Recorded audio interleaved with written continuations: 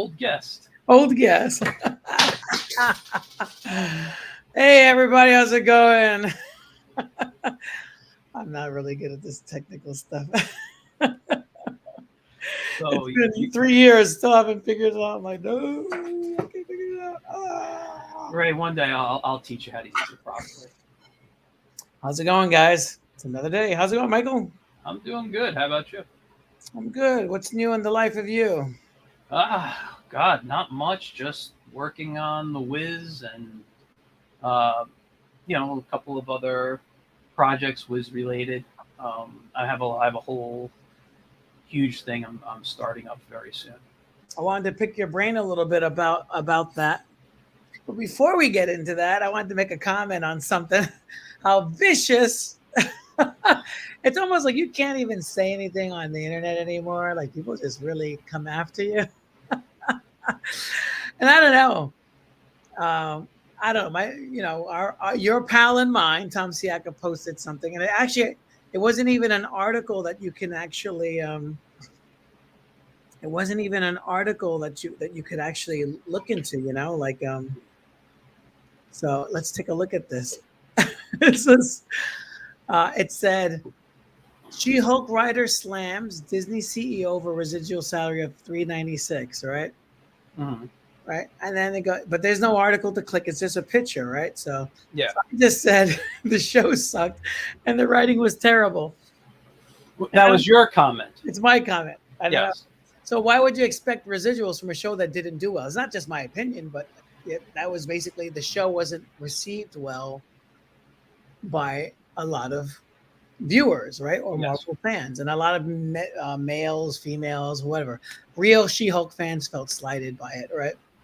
I don't think it was just males. I've heard women complain about it. Even my wife, who likes the Marvel movies, she's watching Guardians 3 right now. It's available digitally. Yeah. And she hated the She-Hulk. She literally got up and walked away within the first.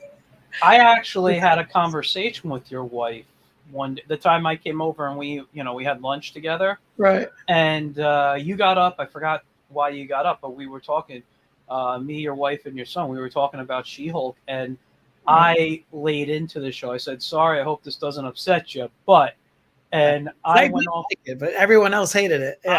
I didn't. Okay, listen. Here's my thing. Mm-hmm. I can blame the writing. I can blame a lot of stuff, but really, it was just bad storytelling. It was.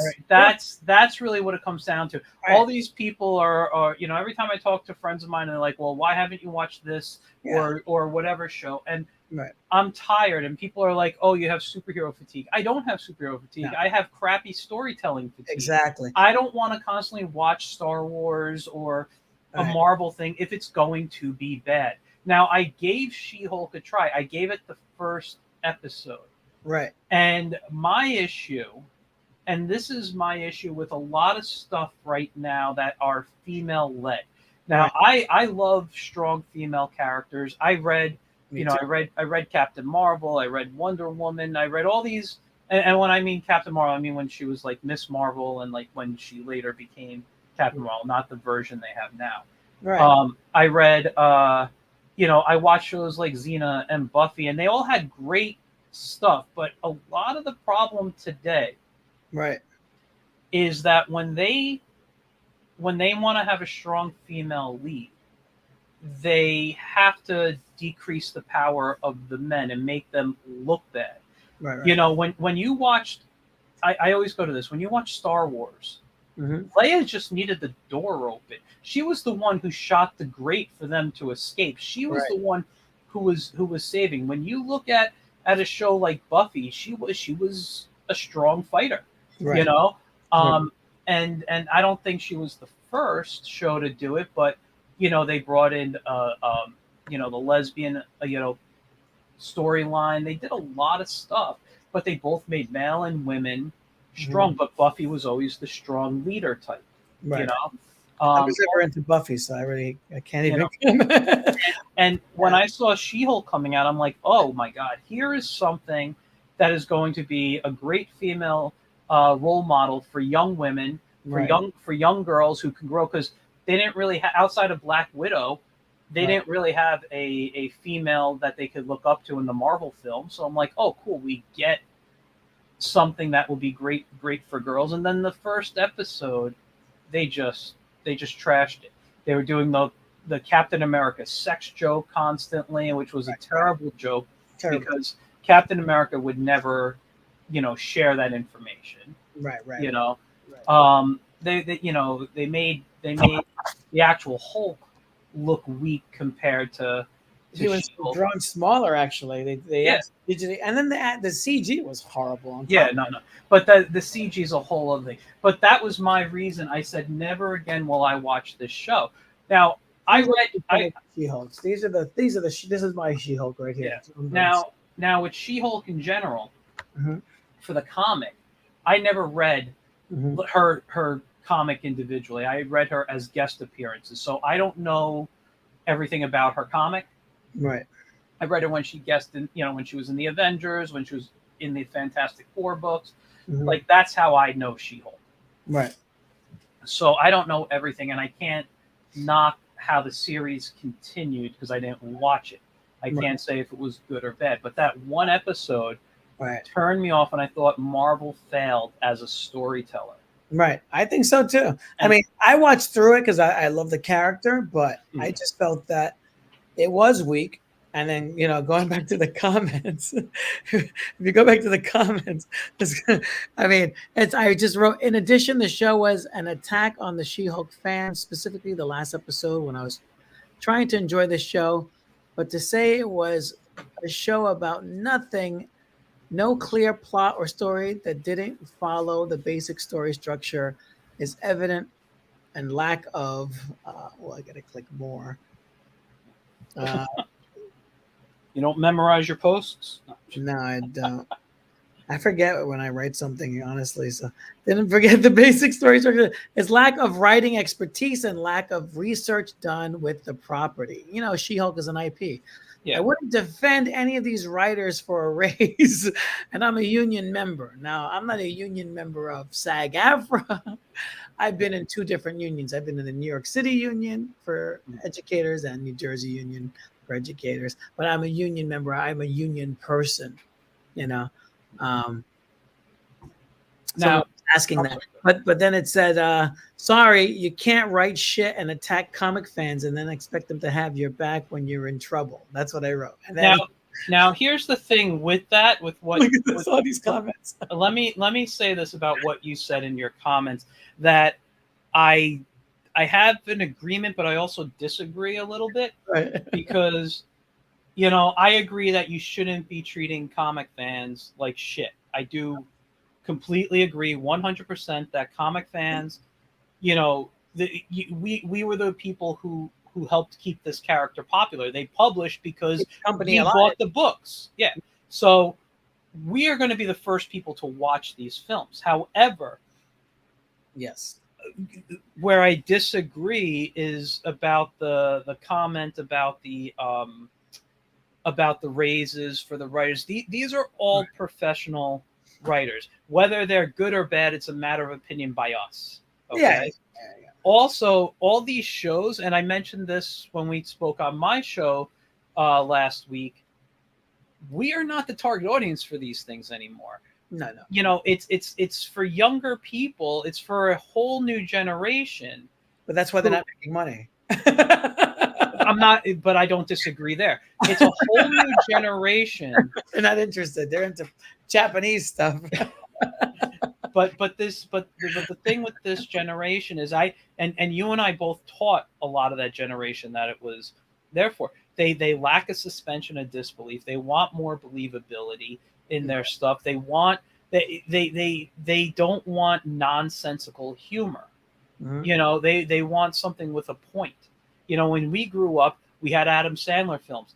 You go back and look at them, some of the dumbest movies ever made, but we paid money, we laughed our asses off, and then you'd go joke around with your friends saying lines out of those films, And at least Adam Sandler grew up as a filmmaker and started making films for his audience. He stayed with it. These people are not understanding what the audience is looking for. And when we look at it as comic fans, We want to love this stuff. This is what we dreamed of since we were a kid. We want to see all this stuff on the big screen. I even loved Rocky's ex-wife when she was going to do She-Hulk. It never aired. But I was upset. Like, why isn't she green? They just cast a green light with her with green lipstick. It was cheesy. I don't know. I remember the photos like in Starlog magazine, but I don't remember. Yeah, it never aired. It never aired. But you could get the bootleg pilot somewhere. But the thing is, but even back then, Hollywood did not respect comics. They don't respect comics like they would. This is an American literature, and they don't treat it like that. They treat it like a garbage literature. But remember what I said back when we were on my show, which, by the way, guys, airs Wednesday night, 9 p.m. So we'll get in tune right here on YouTube and Facebook and Twitch, and I don't know where we're streaming to. But here's the thing. All right, here's what I said when we were on my show about this. I'm sorry, I just lost my train of thought. I'm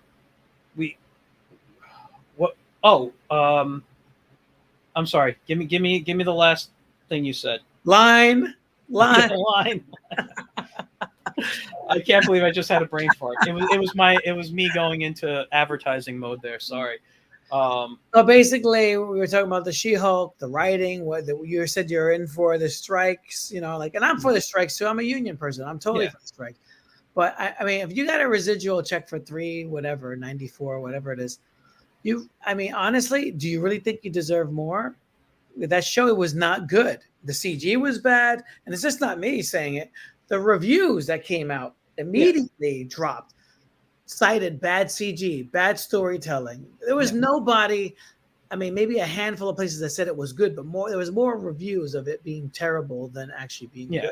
And look at the new review that just came out saying that the reason why they're making poorer box office scores is because they feel that Disney Plus has too many Marvel-related TV shows, and therefore the movies are not as strong or well received. Yeah. So, I mean, I'm not the only one saying this, And you know what? And this is something I'll say, and I don't know if this is what I was going to say before, but with all the one thing all this bad storytelling has done is made me re-fall in love with reading comics. Right, exactly. That is the best thing. Like I follow Gru regularly, so I got some Gru books to read. I'm reading the new Shazam book, which I think only has 2 issues out, but I think is really good. There's a new Robert Kirkman book out that's like in the world of the Transformers that I read the first issue too, and I put it on my pull list automatically. I thought it was good. But yeah, I'm reading more comics than I am watching TV. On my other screen next to me here, what I'm watching when I work is the old 1950s Zorro, the Disney Zorro. It's on Disney Plus. I'm a huge Zorro fan, and I can sit and do my work while I have just something I enjoy in the background. Mm-hmm. And you know what? I was watching it.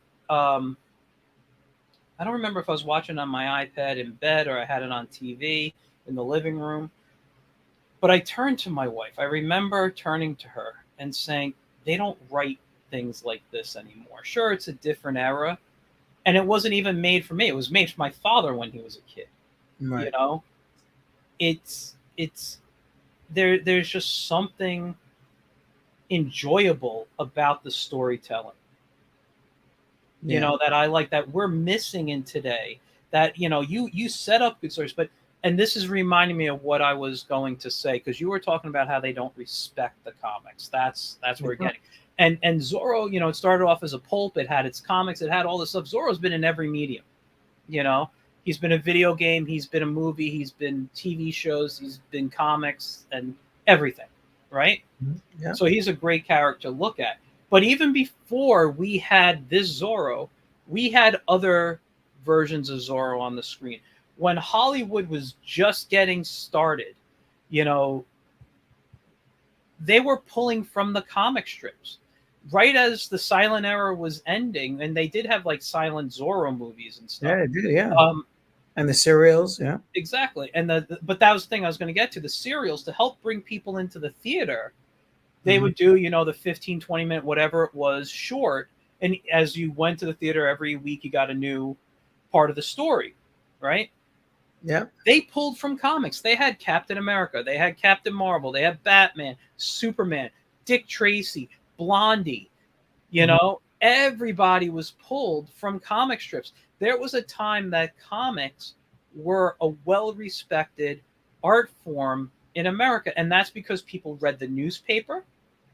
That's because we didn't have social media. Cartoonists back then were bigger than Hollywood celebrities Right, exactly. because the celebrities read the strips and they were excited to meet the cartoonists, you know? So it was like being cartoonist back then. You were famous if you could become very rich as Hollywood celebrities, you know, if not more. And Hollywood went to these comics, went and pulled all these stories, and then somewhere along the line, and I'm going to say it was in the 50s, when comics were getting attacked by what's his name there, that psychologist, that it turned, and America got a different point of view of what comics were. And we didn't really see a lot of comics on TV anymore or in the theaters. We didn't see films until really Superman with Chris Reeve. I mean, we had the Batman show in the 60s, but you know, you didn't have, you know, what, Buck Rogers didn't come back from its movie serials until, what was it, 79 with what's his name there? The can't think of his name now. But you know, Flash Gordon, how many times that failed? Right. Or even the John Ritter. Yeah. Oh yeah, that movie he did. I forgot. Yeah. Some kind of hero. But I was having a conversation with someone the other day, and I said, think about this. George Lucas wanted to make a Flash Gordon film.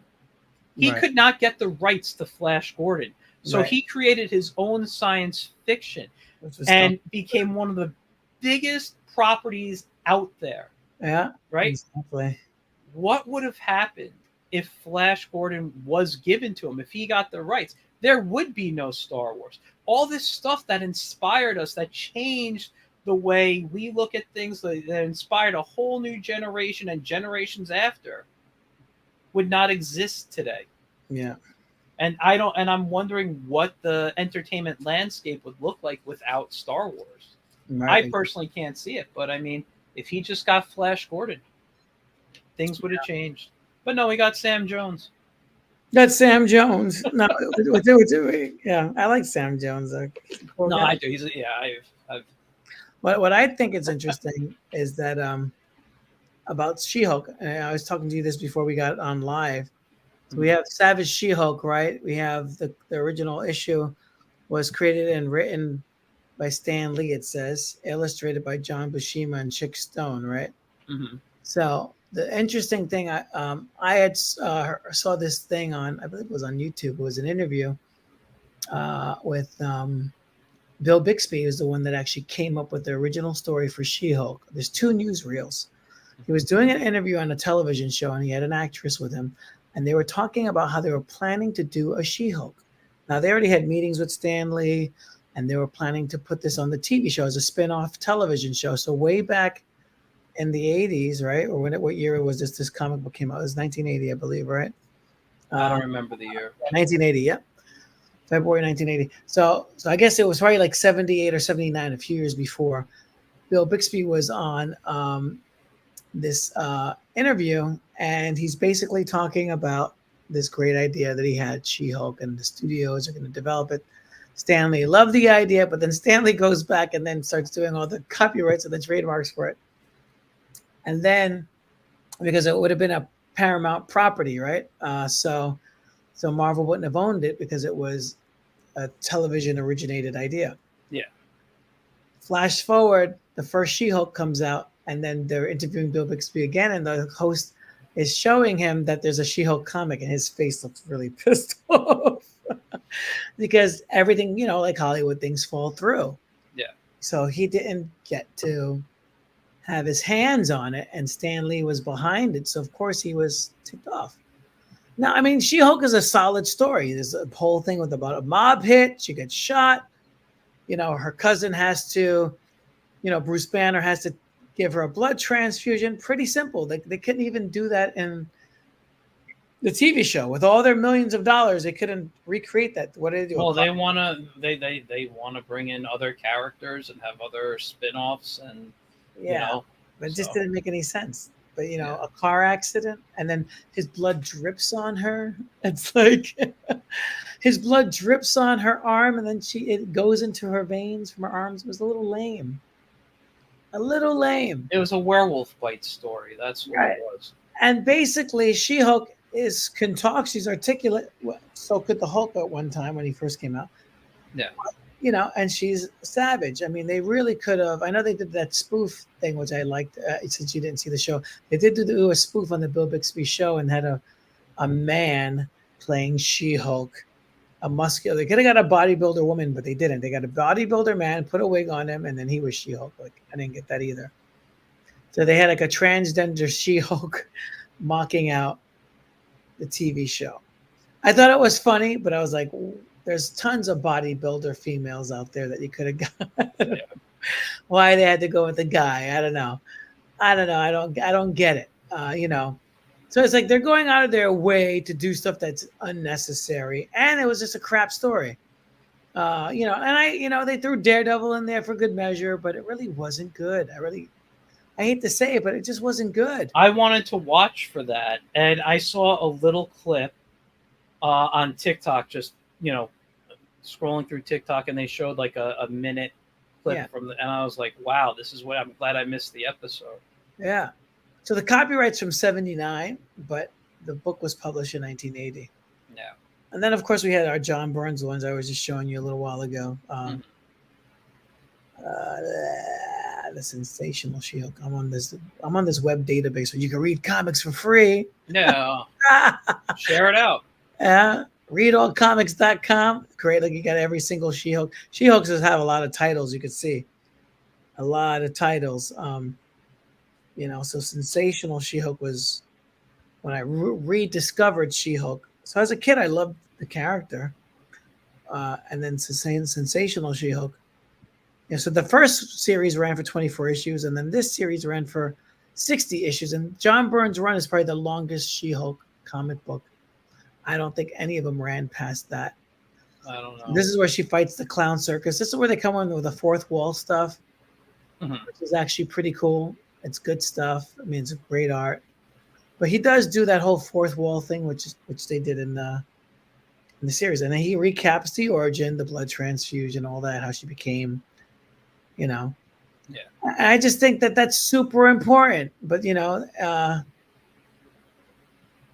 they didn't do it. They kind of just ignored everything that was out there and just went with whatever, The one thing I will say about, this stuff, and as someone who was taught on the college level, people how to convert something from one genre to the next, or one medium to the next medium. Right. I will say things do need to change. You got to remember, the one thing I've always said about comics and why they're my favorite medium is you're limited to your skill with a pencil and your imagination. If you could draw it, you can go there, Right. But when you're on television or film or anime, there's a budget now that has to that you have to think about. And if a show is getting, say, $100 million, that includes paying the actors, paying the prop makers, the background art, like all the stuff, special effects. Right. So you got to say, okay, well, in the comic, we were able to put them, in outer space, let's say.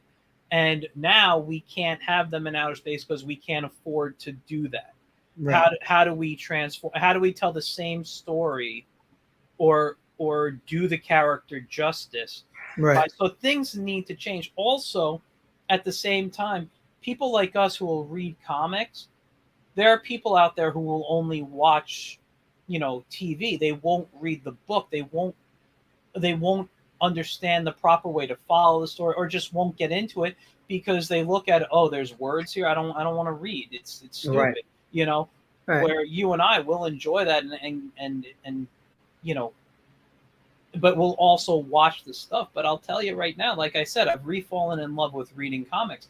I will pick up a trade of a storyline I loved. Maybe like I don't know. I have a Nightwing thing near me I could see, and like I'll pick up like when it was whatever the origin of Nightwing, let's say, and I'll reread that, and I'm like, this is so much better than anything I've seen on TV for Batman, Nightwing, whatever. Right. And I'm enjoying that so much more than watching TV that I don't care. I told you earlier. Yesterday my wife and I just came home with a new 65-inch TV. It is gorgeous. One of the first things I popped on there was Lord of the Rings because it's like one of my all-time favorite films. But I wanted to see what it was like to watch something that size.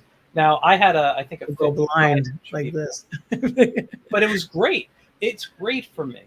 I love, the bigger the screen, the better. But I also don't really enjoy going to the theater too much anymore. I'm not big into movies, like seeing them with people. There are some that I'll go see, but I can wait for everything on streaming. But now, right. With my TV, when I choose to watch a movie, I'm gonna get kind of that theater experience because now the screen is so large as opposed to what I had before for me, and I can enjoy that. I can enjoy that kind of, but privately, Right, exactly. So, yeah, I agree.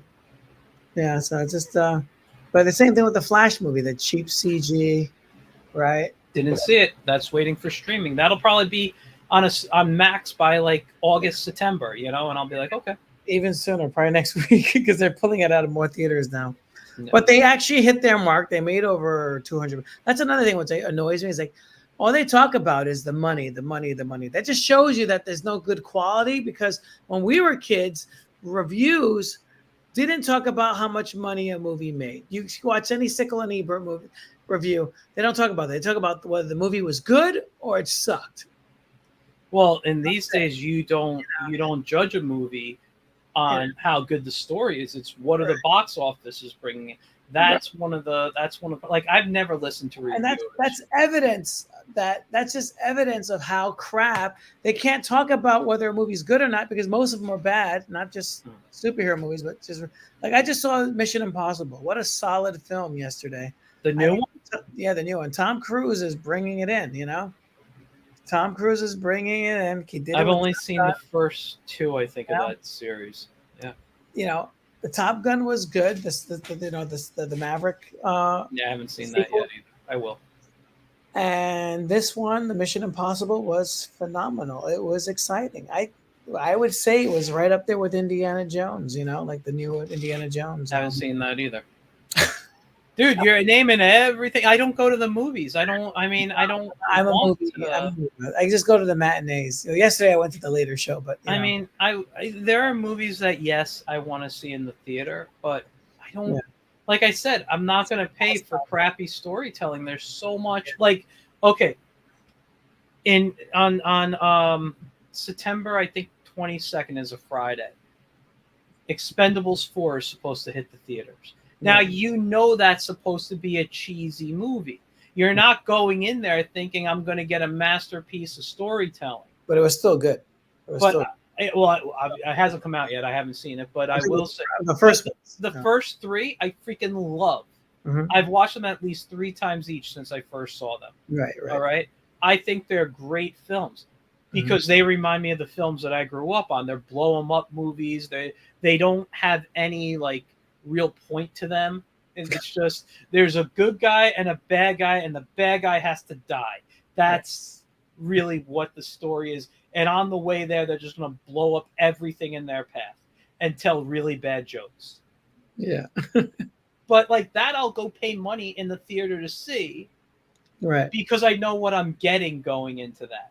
But taking something like The Flash that's out, which in my opinion did not need to be made, because if you're trying to fix the Snyderverse and you're not bringing in the characters from the Snyderverse, at least at the end or whatever, or the new people, and saying, here's the new world, what the hell's the point of the film? Right. If you're doing so.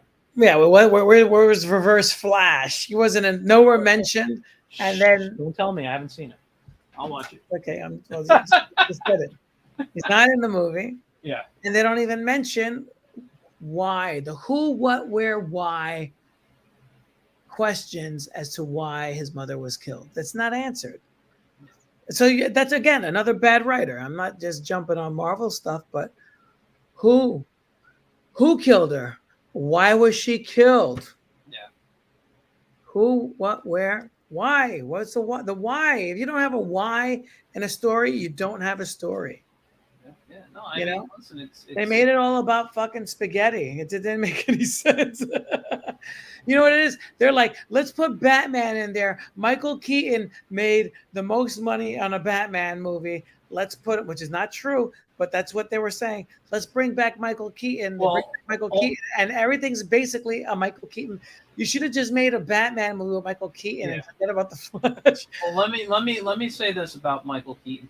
Is the money that he made back then, if you were to increase it for inflation, would it be the most? Would it be higher? Because that movie lasted in the theater for a full year. I've never seen a movie at that point. I think maybe Titanic did close to it or something, but that movie literally in a full year in the theater. Mm-hmm. You know, they made tons of money. Yeah, and then the toys, but then they got greedy, you see, and then they messed up with the second film. The second film was a bomb. It was terrible. The third movie was horrible. I mean, and the fourth one was just, they killed the superhero franchise. I mean, because of corporate greed. That's why you have, I'm in support of SAG-AFTRA and their writer strike and the actors, and that is a union I try to get into because I used to do like extra stuff and I've done stuff for backgrounds for films and HBO and stuff like that, but I never got into it because a lot of the work I did was uncredited, except for the extras. I got credited for the extra work. But for the art, background stuff, research, I was never credited for that stuff. But I am, as a union member in the state of New Jersey and formerly of New York, I support all unions. I think, you should get a higher salary. It is a hard job. The corporations, why is Zaslav getting like a $30 million salary? He canceled all these movies so he can give himself a bonus and the shareholders. But that's what it's all about. It's all about the shareholders. I mean, yes and no. I haven't looked into it why he canceled everything, but I like to think that he realized they were going to lose money on stuff, and then he gave himself a raise immediately after. It's like the same amount that he canceled for all these movies that lost is exactly the amount that he gave to himself. Okay, I haven't seen the records on that. I read the article. So I'm not saying you're wrong. I'm just saying I haven't seen the records. It doesn't make any sense. They say, "Oh, we're going to lose it." It's like the Batgirl movie. I would have been interested to see the Batgirl movie. Sure. I mean, I like Batgirl. In fact, my cousin just sent me some DC Direct toys, which was Batgirl. It's all the way over there. I can't reach it because I don't have a foot. But he got me like a Batman, and he sent me a Nightwing and a Robin. Oh, I mean, not a Robin. Superman. Sorry, all these DC Direct toys today. That was really nice of him. That's cool. So shout out to Carmelo. It's like, so yeah. I mean, it's just greed. It's corporate greed. It gets in the way. And then there was a TikTok video talking about one of the animators on The Flash said the reason why the animation is so terrible is not done on purpose, like the director was trying to cover up and say, "Oh, we did that on purpose." It was a time slot thing because they basically didn't have enough time to work on the animation. They're like a time crunch, Yeah. So it's like, it's like, what do you do? But also, it's bitted out to other studios, and not studios don't talk to one another. Right. Exactly. There's a lot of issues that go on with Hollywood stuff. Like I was telling you backstage, right? Like the way the writers work. Now, I learned this from watching a writer I follow on TikTok, and he was explaining how writers get paid. So if you write a sitcom, right? It's 30 minutes. There's a standard fee for a 30-minute sitcom. But then it's negotiated, like the fee is set by the guild. Right. If I'm remembering this correctly, the fee is set by the guild. But then there is a negotiating room based on how popular you are of a writer at that time, or Right. like experience level. So if you're somebody who's written on high level sitcoms and you're moving to something that is not a popular sitcom, let's say, Right. you're going to get more money because you're sought after. But if you're just starting and you don't have a track record, you're going to get probably that base salary that the Writers Guild set. Right. Exactly. So when getting back to this, when we're talking about the writers on She-Hulk, first of all, I don't know what level they were at. I don't know how, but another thing that they're fighting for is when you get your residuals from television. Right. You know, it's based on how many times that episode played that has your name written by whatever. Right. But here, the way the streaming works, even though from my understanding it's considered television, they're getting a one-time payment, to my understanding, because with streaming, people can binge over and over and over again, and think about how much money they'd have to pay out if somebody's binging something, you know. It's not like a song where the song is played over and over on the radio, and then there's a circulation, and then those artists get paid a percentage. But you have that even with the music industry, with Spotify and all that. These guys are getting less than 1 cent a song, you know, each play. I found the video. I wanted to play this. This is the video for the Bill Bixby thing, yeah. And then I also got queued up this this thing here. Let me for the YouTube thing. So this is pretty interesting. This is they do it before and after. Let's watch this. Watch this. So 2 years before I did. So this is the recordings just got better. Hey, it's Dana from StreamYard. I'm so excited to announce that local. It's a StreamYard. Can you hear it? A little bit. You consider using a female house when you go? Oh, yeah. That's as far as it went. I wondered if you had ever seen this. I wanted to show it to you. The She-Hulk. No, I wish I'd met her. Oh, this is marvelous. Look at his face. He looks irritated. He looks annoyed. Dr. David Banner has a cousin, and she has some incurable Kissing disease. cousin? No, it's very platonic. She has a disease, and of course she's going to die, and he's the only one there, so Dr. David Banner gives her a blood transfusion. I turned her into a Hulk. You didn't read the comics. It's not a disease. She becomes the Incredible. I just wondered if you'd ever seen it. No, I haven't seen it. That's issue 1, volume 1 of The Incredible She-Hulk. You all already had. I'm just gonna. So it's like you can see his mouth, like his micro expression was like irritants, you know. I'd have to look again. It was very. But I saw this longer. This 1978 interview is actually longer, where he goes into the She-Hulk and talks about it. And then this is the clip that they made fun of it. Ashwife, lawyer, millennial, searching for a way to Called the balance her millennial. career and her personal life. Then an accidental right dose there, of that's what she gamma-radiated blood alters her body chemistry.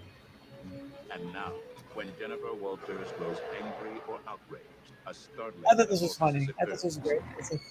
But then they used a guy instead of a female. It didn't make any sense. That's a female. That's a man with fake tits and a wig. Like and pursued by online trolls. It's like, Don't make me angry. doesn't make sense. You wouldn't like me when I'm angry. She is provoked into a rampage that has landed her in prison, and now she is seen only for the raging spirit that dwells within her. It's like clear that it's a guy, you know? It's so clear that it's a guy. I don't know. I can't. That was. It's like what the I don't even know anymore, man. That like, there's things that they could have parodied that so much better, so much better. They should have, you know. I don't know if they did it, but I hope at the end of the episode she was released from prison and she's walking down the street with a backpack as they play the Lonely Man. What? Here we go. Technical difficulty. My- Oh, they put a commercial in there. Oh, that's like word. No. You are Right, what responsible you for do all to this. I put Oh, you think I came Secret back? Wars trailer. turn off the? You're out of here. That's a good show, actually. I haven't watched it yet. Much better than the Yeah. comic book. But honestly, I've never been a huge Marvel fan. I like their characters. I like what they did with the movies, but I've always been a DC guy when it comes to the superheroes. So Right. I mean, hence Superman. But Right. Well, it's funny. I would say similar. I worked in a comic store, so I read everything.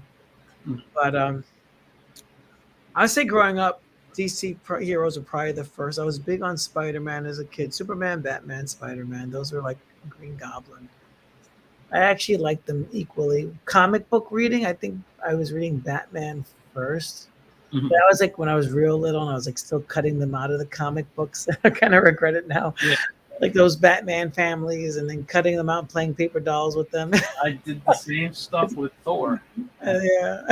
But And then, sorry, go ahead.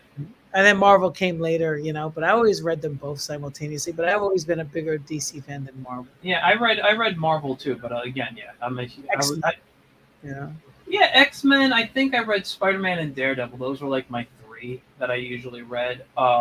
Sometimes I'd pick up some other stuff, but it wasn't, because you grow up and our first introduction are cartoons, and we watch the Super Friends and Challenge of the Super Friends and Super Friends, Galactic Guardian. Yeah, everything you knew was from cartoons. But I think the DC at that time was more popular on screen. Right. In the sense of reruns and what we saw, because it was really just Spider-Man and then Spider-Man and His Amazing Friends. I mean, there was the Incredible Hulk cartoon.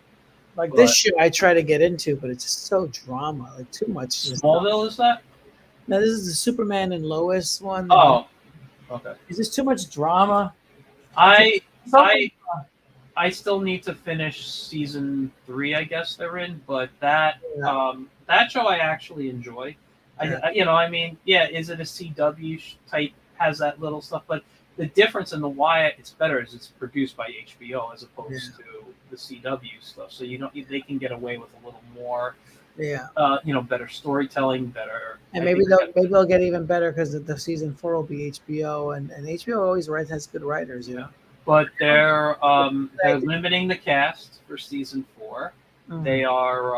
I don't. Who knows when anything's going to happen? Because I don't know if things were written, if they were in the process of getting ready to shoot.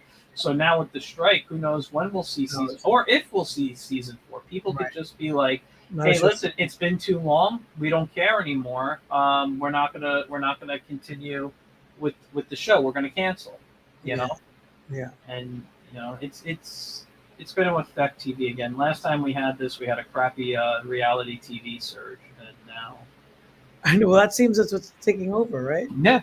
Well, that's what's taking over the CW. They're going to be doing more reality. Yeah, unfortunately, because that's what this guy is about. This guy Zaslav that took over.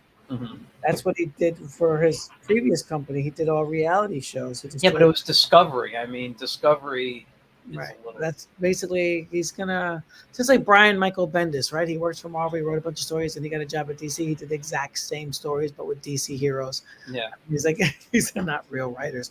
I mean, it's like maybe probably people will be telling me like, oh, it's like Secret Invasion, right? That the show is better than the comic because obviously Bendis was watching the revamped.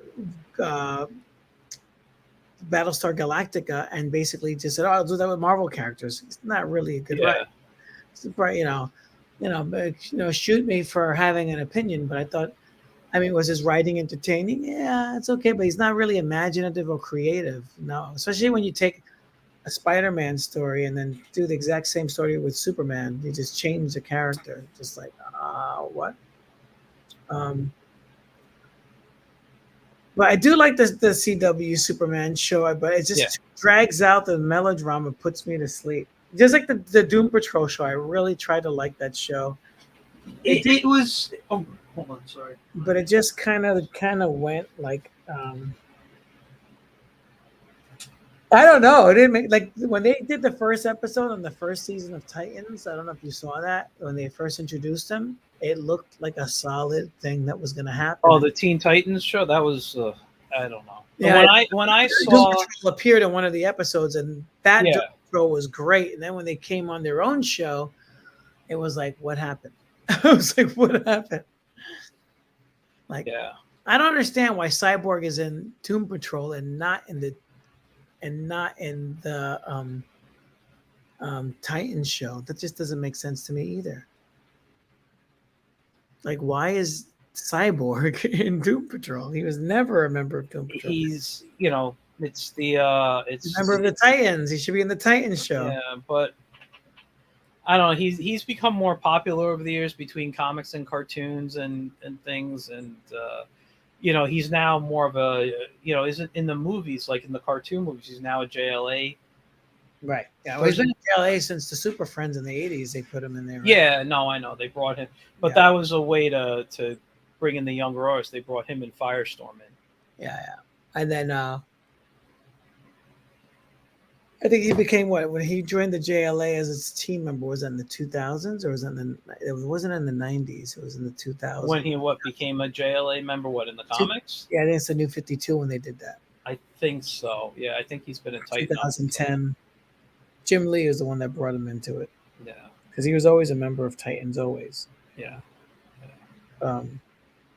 Yeah, but anyway. So what's new? What are you working on? Let's see what you.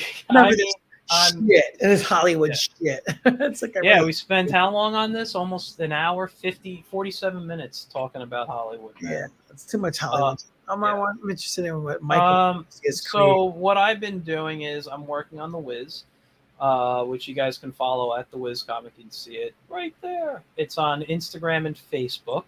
You want to share us your website? You want to share? Well, it's on Instagram and Facebook right now. The website is in the process of being developed specifically for The Wiz. Right. You can go to michaelgrassia.com if you want and see just some artwork I have posted. I just kind of got a little gallery of art up there. But The Wiz comes out every Wednesday. I post by 9 a.m. at the latest Eastern time, because that's the time zone I live in. And I do different. It's set up to be kind of like a classic newspaper strip. It's 3-4 panels that played with single panel jokes. So yeah, I think I have a really fun joke for this week. That must be hard coming up with a funny joke every week, right? There's a pattern to writing jokes, and I'm not gonna say it on the air because I actually get paid to teach it, so I'm not gonna give it away for free. But once you teach us, Michael, teach us. No, he's like, no. You can hire me as a teacher, mentor, tutor, whatever. I'll do it all virtual. I'll go through the process with you. But basically, you want. I'll tell you right now. You want to learn to tell a comic joke? Read Garfield. Garfield has it perfected into 3 panels.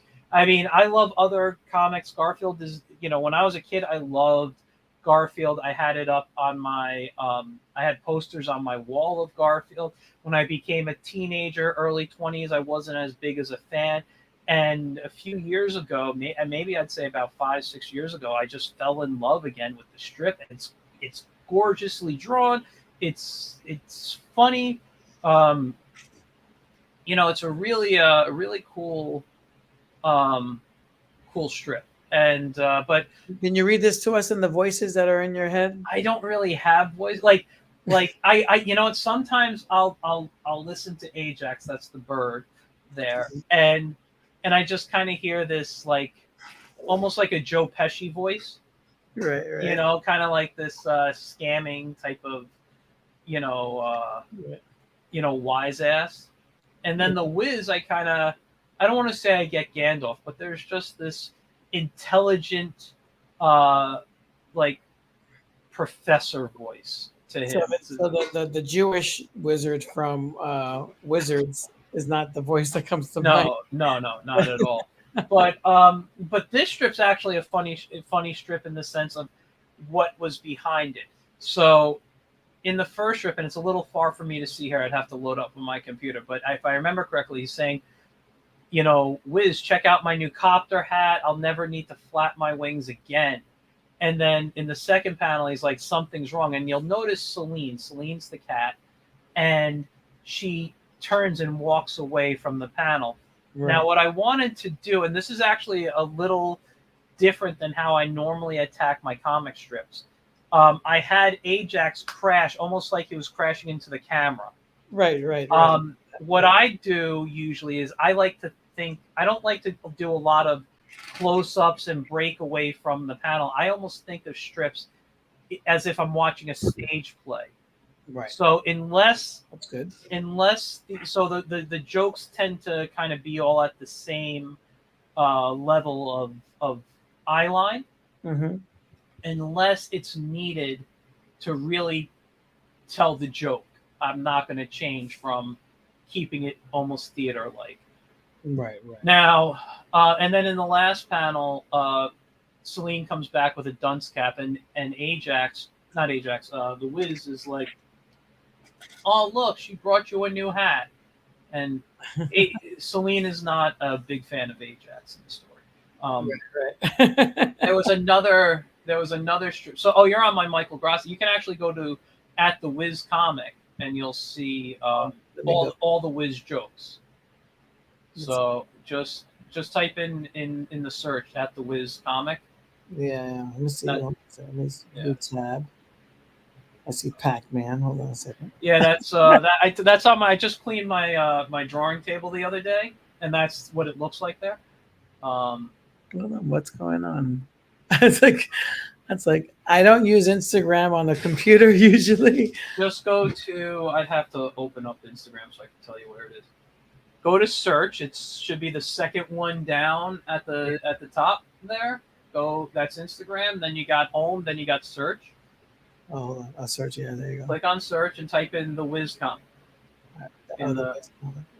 Free Epstein. Right up there. The Wiz comic. Yeah. Feeling my age. There you go. Oh, nice. So this is everything. I actually really like the last strip I just did, which is at the top. You got quite a bit. Yeah, I have. Well, I did this in 2018 to 2019. I didn't do a full year. It started October 1st, 2018, and I went until about June, I believe, or early July. I stopped because I got sick in May. I actually had pneumonia and spent 5 days in the hospital, and I just had so much going on. Something had to stop, and it was the comic. And I stopped drawing it. I posted until I finished what I had done, and then I've been wanting to bring it back, but I didn't know if I should or if I was ready. And then doing my podcast, I'm talking to all these cartoonists, and it's inspiring. And a lot of my friends do like newspaper style strips, and I'm talking to them. And this year he came back, so I did that. Now this one. Oh, but the other strip, I just wanted to tell you the funny story behind it. Originally, Celine was actually like doing crafts. She was cutting paper and she was taping stuff. And and by the time I started drawing it, it was getting close to like when I needed it for. So I said, I'm just changing. I got lazy, and I said she's going to walk off panel and come back with it. So I cut out so much drawing, so much coloring, so much. But I think it would have been funnier the other way if she was already making the hat knowing that Ajax was going to crash, knowing that he's a moron to her. And but this one came about because I didn't have a joke, and I'm a big Lord of the Rings fan. Right. And behind me is a link from all different Zeldas, but behind that, if you've watched my show, I've had a Lord of the Rings picture up there for, I don't know, maybe a good year now, maybe more. But every wall of mine has something Lord of the Rings on it, or at least Tolkien. I don't want to say Lord of the Rings, but And while I was coming up with the idea, my wife bought me the Pops figures for the Funko Pop figures of the Godfather movie. And so for this, that's how this came. I said, what if the Godfather and Lord of the Rings were put together? So if you scroll through this, you got a Hobbit there. Yeah, And well, it doesn't have to be Legolas or anything, but he says, "Leave the arrow, take the lambent spread." right. It's like an inside. You have to be like a Lord of the Rings fan to get the joke. Yeah, and then he says, "What are you watching?" "Oh, The Godfather, the Tolkien edition." Very cool. And then this is where he goes, "That really makes me mad. Hollywood just goes around ruining films. Why can't they just develop something new? It's just so sad." He says, "You want to hear sad? Wait until the scene where Pippin takes Frodo fishing." So if you guys know The Godfather, it's in Godfather 2. Right, When right. when Fredo goes fishing, what happens? Right. And it was made in the 70s, so if I say anything, guys, it's not a spoiler. It's not a spoiler. If you haven't watched The Godfather, He goes in Godfather. I'll tell you what Fredo does when he goes fishing. He says a Hail Mary. That's what he does. He says a Hail, and he always catches a fish, except that time.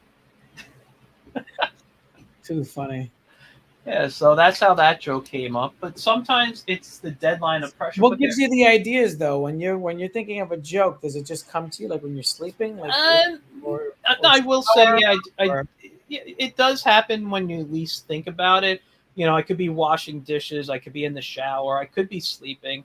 And I keep my phone in a little pad next to me, so I always have something to jot it down on. Right. But yeah, sometimes it's just something I've watched, or I say, okay, I love to cook, so I'm like, okay, maybe I'm having the whiz in the kitchen. What would happen if the whiz is in the kitchen? Right. Like this week is I'll tell you, it's a joke about TikTok and food, which is something I watch a lot of on TikTok. Actually, one of my favorite TikTokers, I forget his name, but he puts his phone on his head, and he's a grill cook, and he just goes live, and you watch him cook. That's it. He could be making eggs, pancakes, burgers. It doesn't matter. You just see him food prep. You see him take stuff, and it's so relaxing and calming to me, because I actually used to do that, like college days.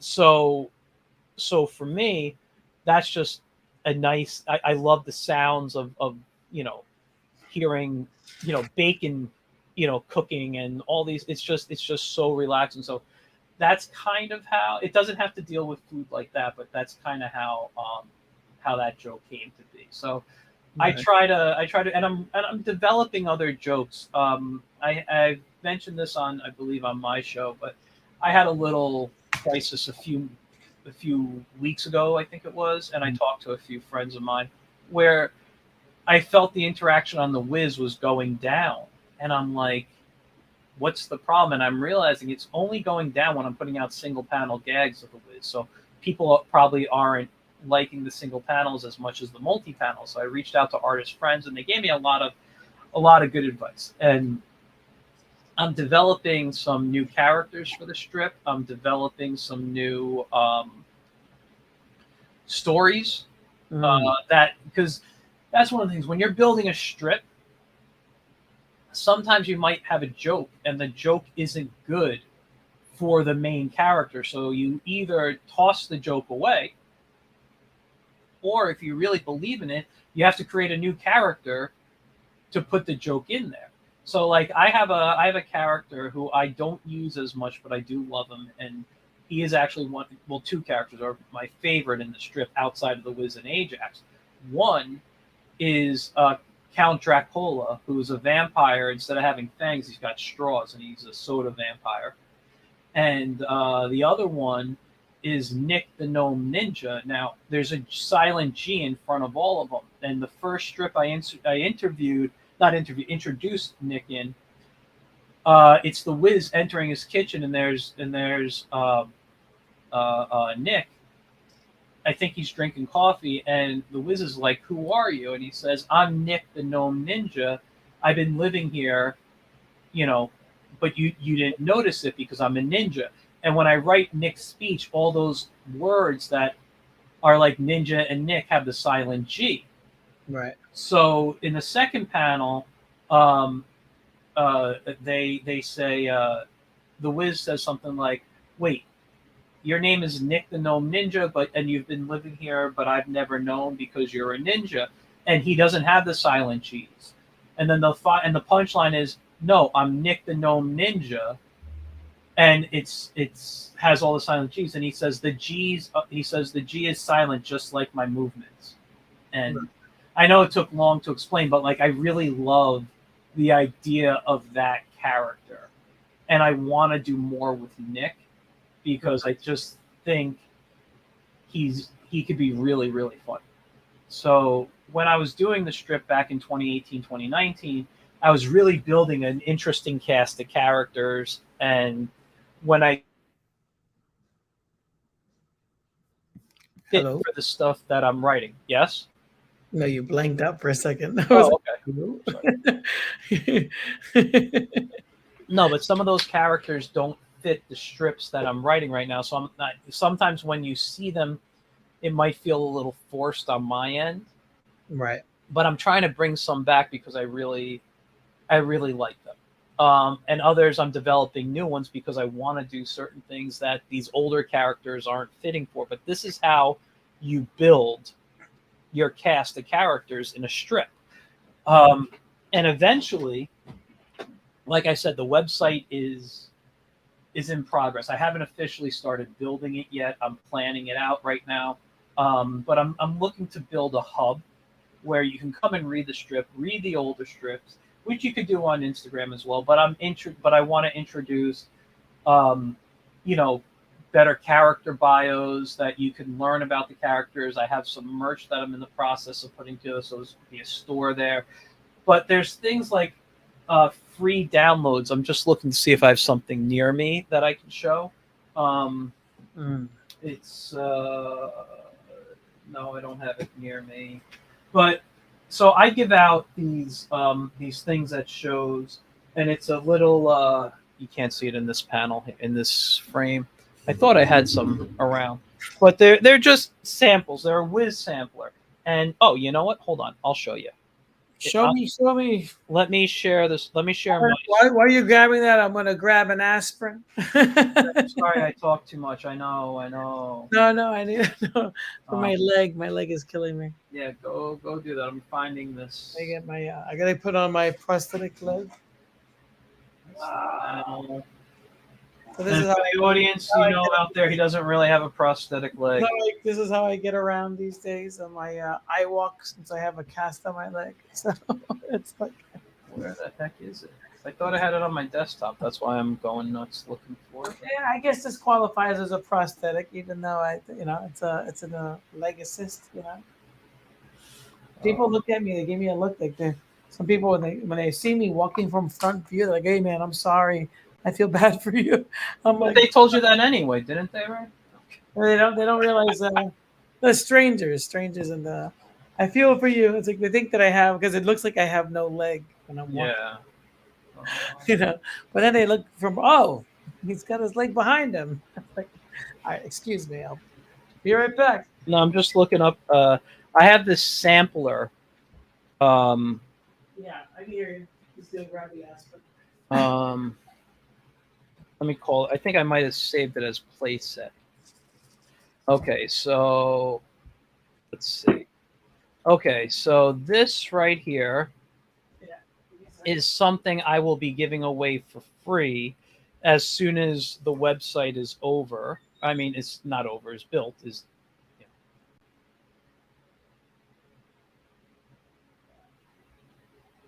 Window, where's my Photoshop? Right there, share. And as soon as Ray comes back, guys, you will see this. But I want to give a lot of free stuff away. I won't say a lot, but enough free stuff that you guys, if you're a Wiz fan and you can't afford a T-shirt or you'll have some stuff that here. It's okay. You'll have stuff that you can have with the Wiz, and there might be little crafty things. So these are based on the things I'll be putting up are based on a lot of different things I've done in the past. A lot of working with kids, and I do and crafts I've made with them. So I'm just developing them as the Wiz, and they're going to be downloadable stuff. Right. So when you put this back on. Almost fell. Oh, It's like, oh, it's like got you this got thing on my leg. you got your pirate leg there. Yeah, it's my peg leg. It's not, there you go. It's off. So I just shared the screen. When you're ready, you can put it on. Go for it. It should be. Yeah. There we go. So this is a basic play set. So what I did here. Oh, this is cool. And if you were to download this from my website, I would ask you to download it onto cardstock. Right. Now, what happens, and I'm just looking if I have one near me, and I don't because I've made a few of these.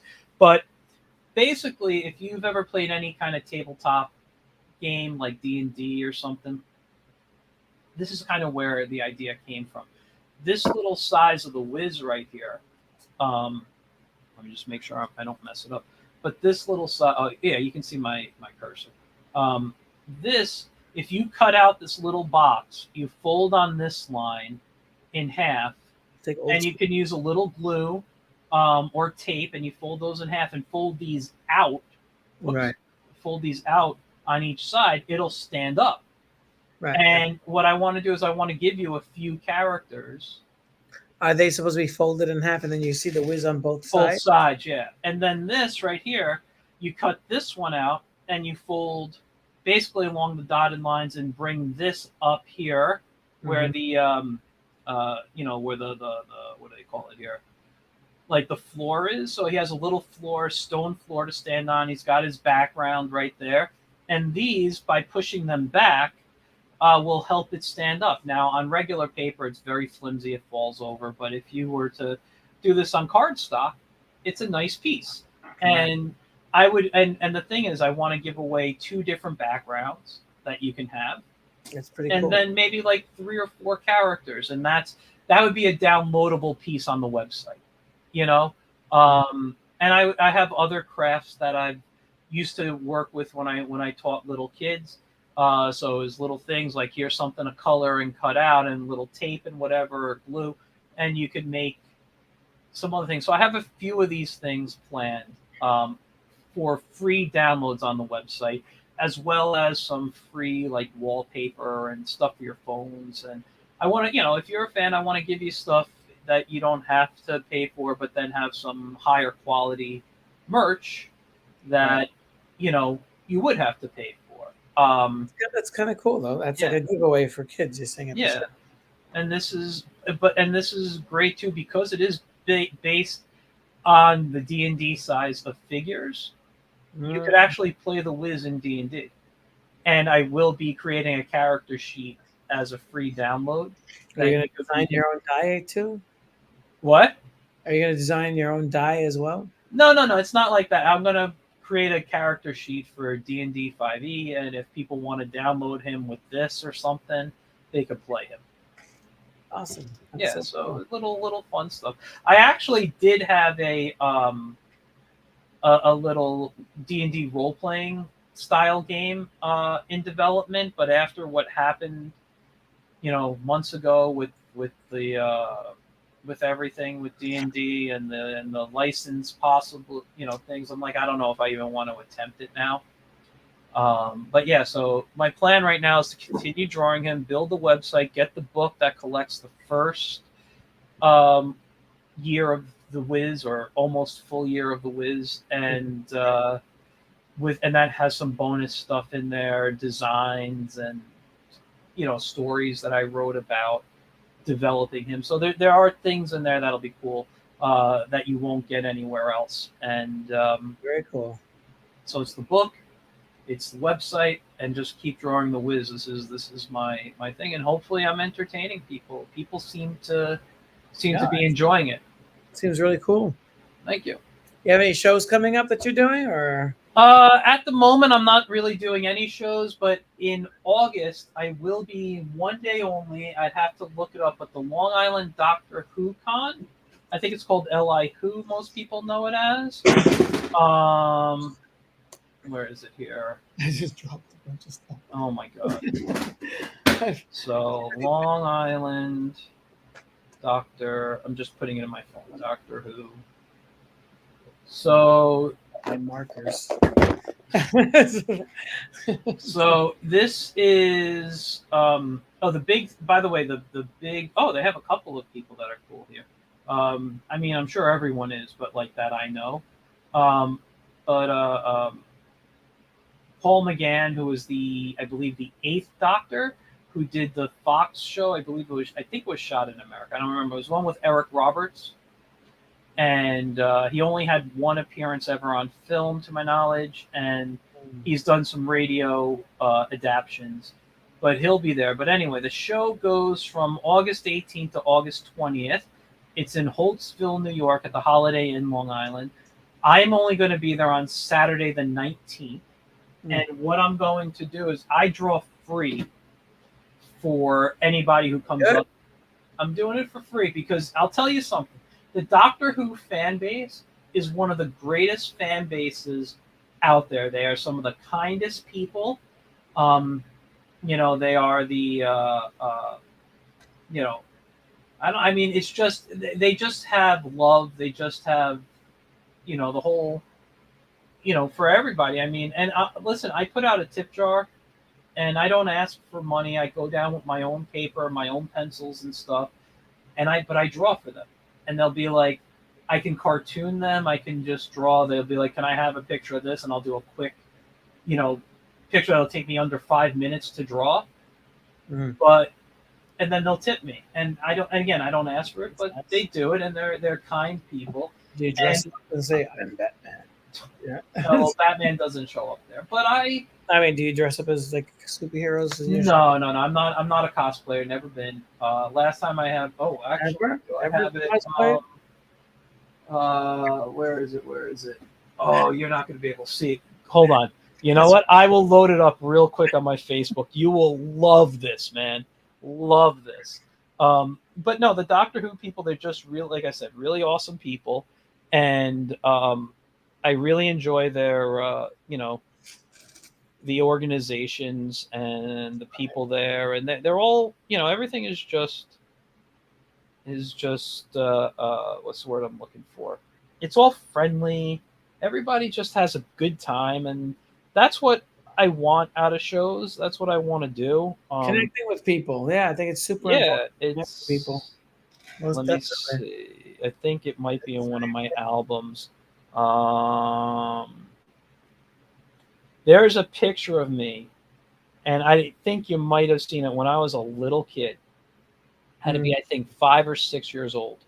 Right. And I'm dressed for Halloween in my Superman underoos as Superman. And I think that was the last time I really cosplayed. Like, I mean, I dressed up for Halloween. I would. I mean, that's not true. Okay, I'd say high school was the last time I dressed up in a costume, maybe. Right. I can't remember doing it. I used to throw some Halloween parties, but I never went big on my costumes. I don't know if I'm gonna find it now. I was very small. I thought it was Batman or Spider-Man. I don't remember. My brother. But then when my mom became a Jehovah's Witness, so we weren't allowed to do Halloween. And then one year they had a plethora of all these Ben Cooper Spock mask without the costume. Yeah. We were gonna have like an egg bombing. This is like in the Bronx when people still bombed each other with eggs. I don't think they do that anymore. I would hope not. It was like a big battle, a waste of food. But we would my ears started ringing. It's like okay. It's like I wore a Spock mask and we had an umbrella and we'd start bombing and throwing rocks at each other when we ran out of eggs. You start throwing rocks. Kids would get stockings full of Nair and baby powder and smack it with a stocking. It was like an all-out war. Like we lived on that side of the street versus the other side of the street, and we basically had a battle. So this is I zoomed in on it because it's small. But I posted this in 20. That's you?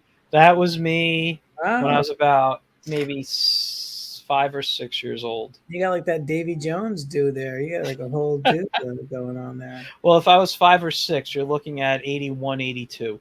You know. Yeah. That's why I always forget that you're younger than me. That's super cool. That's a great super manager. I don't have pictures of myself as a kid like that much. And my dad, what he did was that was his Toyota. He jacked it up a little bit so it looked like I was lifting it up. Oh, that's so cool. Yeah, you can't really tell by the shadow. It looks like it's on the ground, but if it was at a slightly different angle. I see the wheels up. Yeah. That's hilarious. That is too funny. And then you got like the rain boots on. Were the rain boots red? Yeah, they were red rain boots. I had. But why is it a black and white photo then? Were you doing the cereal? Yeah. That's why I was George Reeves. I wasn't Chris Reeves. Yeah. Sorry, Kirk Allen. If we're talking cereal, but yeah, I had a red. That was my red sweatshirt, and it actually said Michael right under, on it, right across the chest. That was my underoos, and those like I remember those tights or whatever they are. Those were blue. Right. And I remember my mom. I don't know if she bought the cape or she made the cape, but she did iron on the S on the back. Oh, it's so adorable. Yeah, back then they used to put iron-ons of superheroes inside the back of cereal boxes and stuff. That was the best. You don't see them doing that, prizes and stuff. No. Well, the thing is, they can't promote now sugary snacks that did all that stuff. It's so like when when we were kids, one of my favorite characters for commercials, and he still is Captain Crunch, right? And when we were kids, we had like stories that we'd have to wait on the commercial for, like, oh, it's the Sogmaster and he's coming to destroy the cereal, and what's going to happen, and you had to like literally like write in or vote for something, and then you got like 6 months later the answer. Right. But they still sell those sugary cereals, but you're saying they don't sell toys with it? They don't usually do that because you can't promote them, so you won't see commercials for it. Like when you see Fruit Loops, right? Or even Lucky Charms. Yeah, I remember I had a glow-in-the-dark puzzle of all those characters on one puzzle. Oh, that's cool. I think we built in for it too. Like I'm sorry, I'm looking for something though. I don't know. Sorry, go ahead. No, I was just trying to remember if it was a mail-in or was it included in the box. Hold on, I'm going to take puzzle, so I think it was a mail order. I don't think they put a whole box of puzzle pieces. Let me take my headsets off. I want to show you something I got. This is really cool. Let's see what you got. Yeah, up here, people. So I'm just doing my best. I can't wear pants anymore. I got to wear shorts every day because I can't put a leg pant through my cast. Okay. Here we go. Now you want to talk Captain Crunch? This is something I got from my Captain Crunch. I got your Captain Crunch right here. The Sogmaster. This is like from, I don't. Technical difficulties. Are you there? Can you hear me? Yeah, I can hear you. Oh, you froze a little bit. You said that's from where? This is from like the mid to late 80s. The Sogmaster. And this is what I was talking about with Captain Crunch, man. I love this thing. And I copied this guy so much. There's so many, like when I draw robots, sometimes he's part of it. Yeah. That's like your Shogun Warriors, huh? Yeah. But yeah, no, it's a I miss those things. But when they started pushing the whole healthy eating in the 90s, and like when you look at McDonald's, you don't see, like when we were kids, we had the Fry Guys, we had the Nuggets doing commercials. Grimace that looks like a butt plug. Yeah. Those guys. Grimace was there, but it was you had the Hamburglar and it's all friendly stuff. All these things, and it was definitely very kid friendly, and we had a lot of, I don't know how this all opened. I'm sorry. But I don't know. I had a bunch of windows open on my Facebook. Same here. I always have windows open. I have a bunch of But Yeah. but yeah, no, like when we were kids, we had the good stuff. The '90s they changed, and now you almost see nothing. It's like, right. you know, tricks are for kids. There you go. They don't even do that anymore. Nope. You know, you don't see that because you can't tell kids, I want, sell sugary treats. McDonald's stopped. Burger King, it's like, have it your way. That's the Burger King thing. It's have it your way. They're not like, hey, now if you come in, you get this Happy Meal toy, because they can't do it, And if you don't tell them, and I remember buying a Happy Meal for my nephew once. If you don't tell them for fries, they give you apple slices. Really? Yeah. Interesting. Because they give you fries and apple slices. The fries are like nothing. So you got to ask for instead of apple slices, can I have an extra small fry? Otherwise, you're going to get like nothing in fries. That sucks. Yeah, this is something I was working on. I haven't touched it. Take a look. Month or so. I'm not sure if I showed you this before. This is let's see. And after this, I'll give you away one of my secrets for making the whiz. Oh, you give me a secret. I'll give you a secret on how I work. Let's see if this shows up. What? Lost permission to capture screen. Oh, Jesus Louises. Let me see if I can find it on Instagram, because I have it here playing on my desktop. I don't understand this computer. I just shared a screen and now it's saying like I need permission, or like what's going on? Everyone wants too much permission. It's just like enough of this permission. So let me see if I can find it on Instagram now. I was like, enough. Oh, here's something new. This is I can share this. This is working on, I think I showed you my Western comic. Yeah. Oh, if you're gonna show me what I liked on Instagram, dude, that was really nice. Yes. Yes. So, I thought until I read that this was Brother Lone Star. Yeah, Brother Lone Star, Pat Broderick. Dude, that is good. And he's sending me the entire process the whole time. Look at that. I mean, yeah. And it's amazing. He does great commissions. He's affordable, Yeah. I'm a huge Western fan. I love that stuff. Well, he's doing a Kickstarter Western, and I was like, wait a minute, I'm working on a Western. Maybe this will be a good idea to... Originally, I was going to give the characters for a World Without Superheroes, because I was asking him for a while. Yeah. And then I was like, well, he's doing a Western, and it looks so good. And I'm a big Pat Broderick fan since before Green Lantern. I've always loved his stuff. Mm-hmm. But I mean, I was like, I should get him to do a Western. Yeah. And then I got some other stuff here. So I was going to show you an animated clip, but I guess I have to go to Instagram to see if I could play it there, because it's not allowing me to. It's another thing that I was doing. This is World Without Superheroes, working on that strip. That finally put it in the can. It's all done, Let's see if I can find. Now I can't even find it. I'm just like, where is it? I can't find it. Yeah. Wow, I really can't find it. It's weird. Did I? Now I have to wonder, did I post it? I don't think I posted it. Well, so I guess I'll have to make a reel of it and post it. Yeah, I'd love to see it. See it. Yeah, it's a Punchline cartoon. I started working on that. Well, you showed me the what's it called? The animatics that you were working on. Yeah, so I was like starting to tighten them up a little bit, working on that and doing stuff. And then this is another one. This is another page from A World Without Superheroes. That's the earlier one. This is inked by Tom Ahern. I think it was this one. Let's see if it was this. No, is it this one? Yeah, with the little moving video. Yeah, that's one there. See, they're doing the different stages. Yeah. So I added the comic book panel. See, even though I drew this underneath, I want it to be transparent so you could see like she's stepping out of the comic book and onto the comic book. Yeah. It's like some, again, fourth wall stuff. I like fourth wall stuff, but it has to be done right, you know. Yeah. It's like, Oh, that's really good. And you drew this, or yeah, this is me. This is me. nice?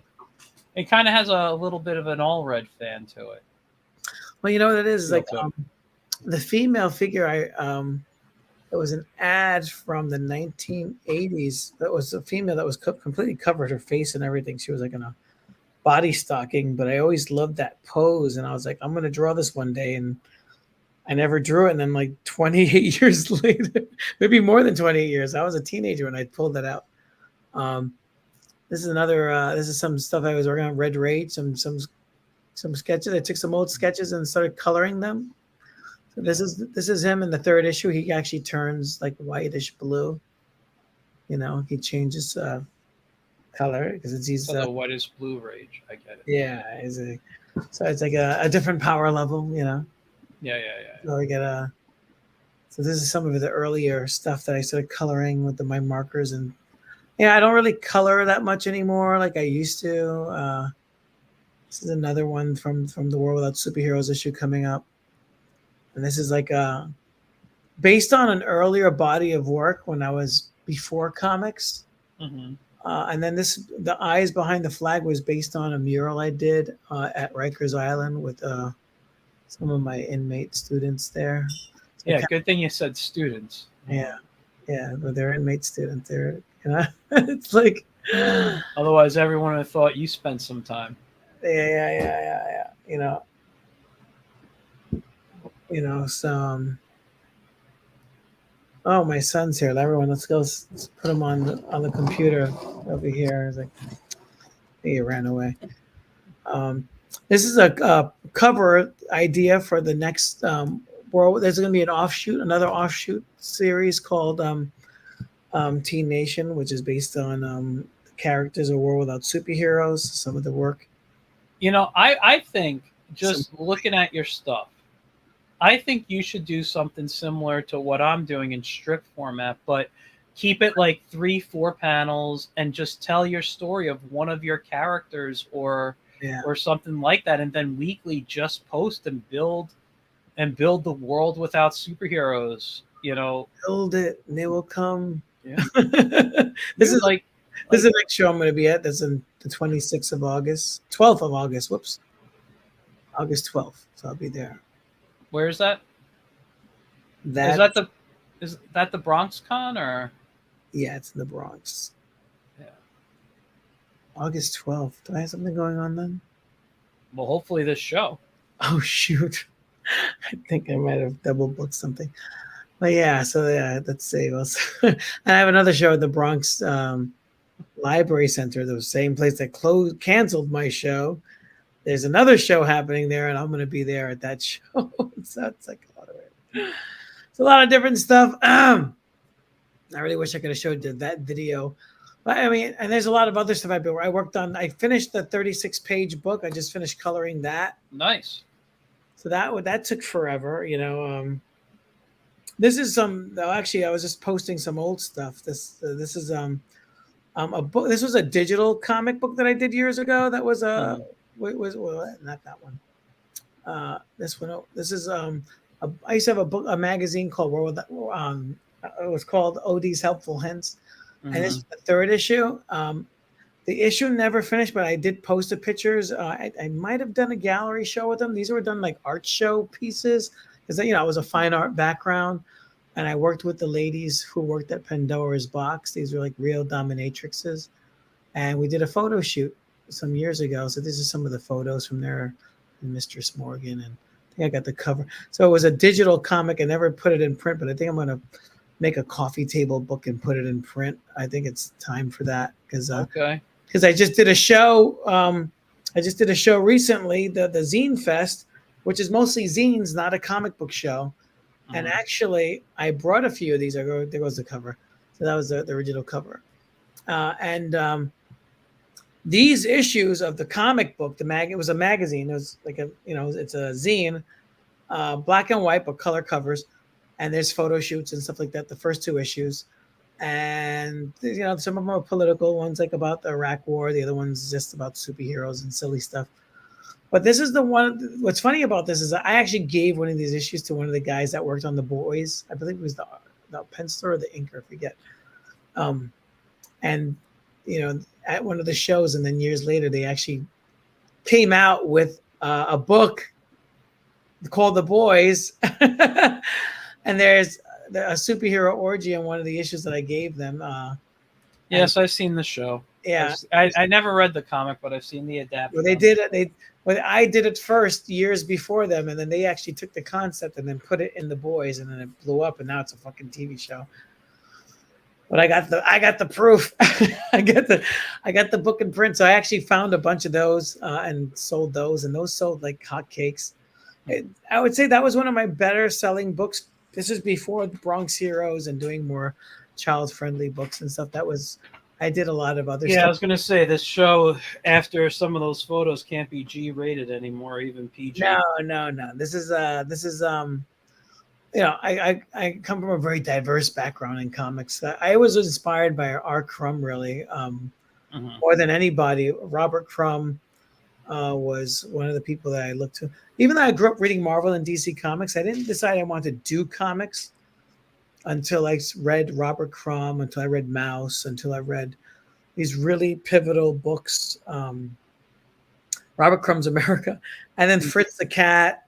Yeah. And then so I wanted to create characters like that, and that's what the OD book was on. And what's funny is that there's a drug dealer.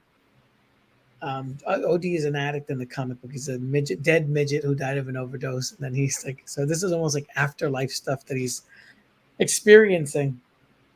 He's kind I of believe they prefer the term little person, just so you know. What did I say? You said midget, and that's not PC anymore. Well, he's not really a midget. He's a dwarf. I'll say he's a dwarf.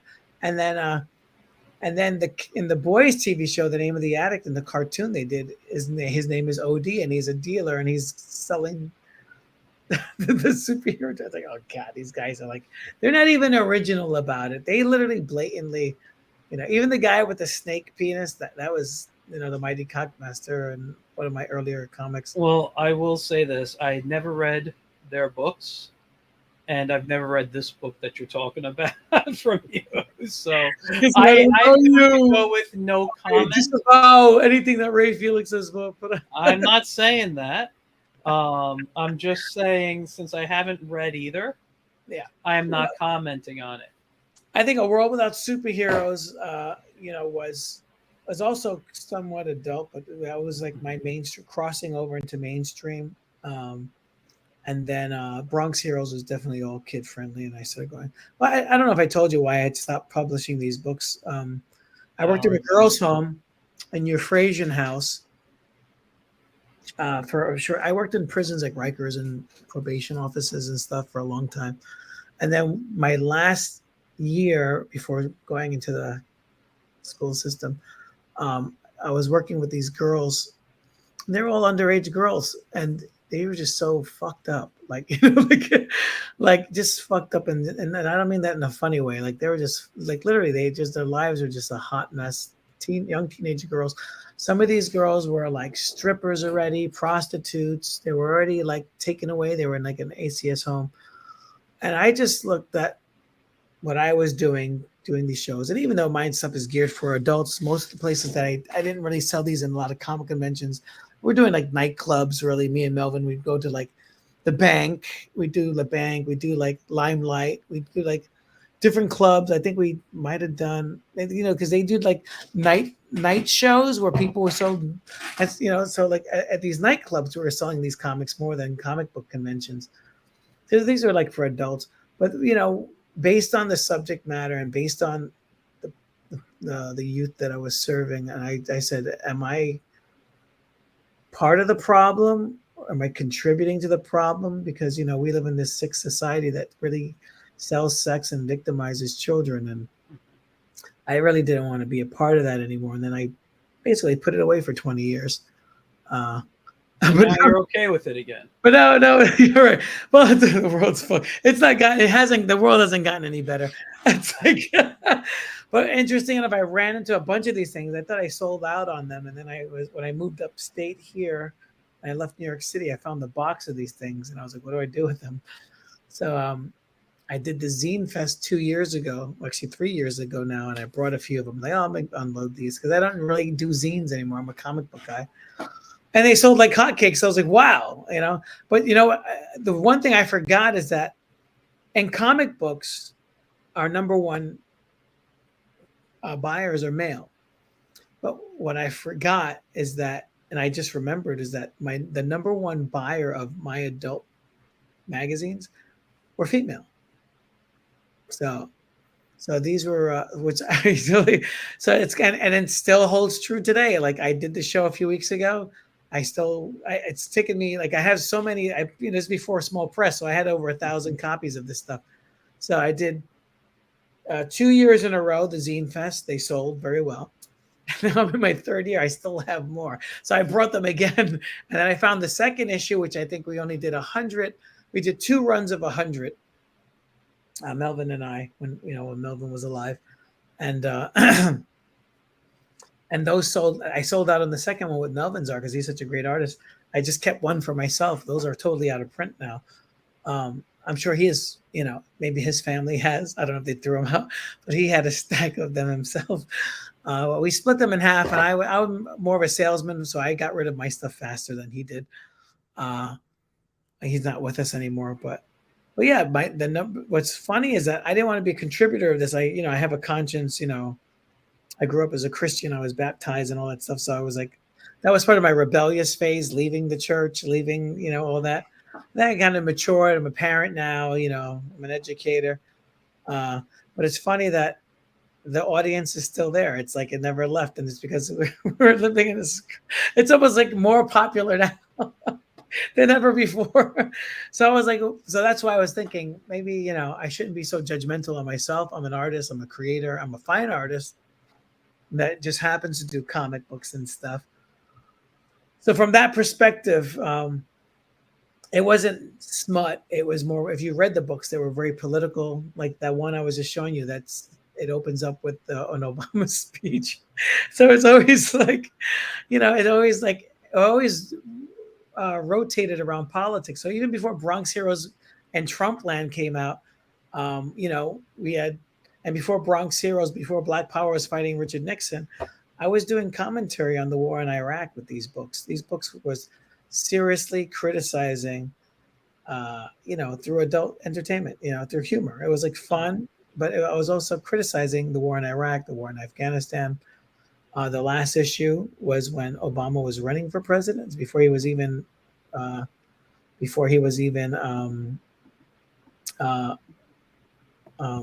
inaugurated into his presidency. So, and that's around that time when I was just like, I would say like 2008. I was just like, maybe I should just give it a break,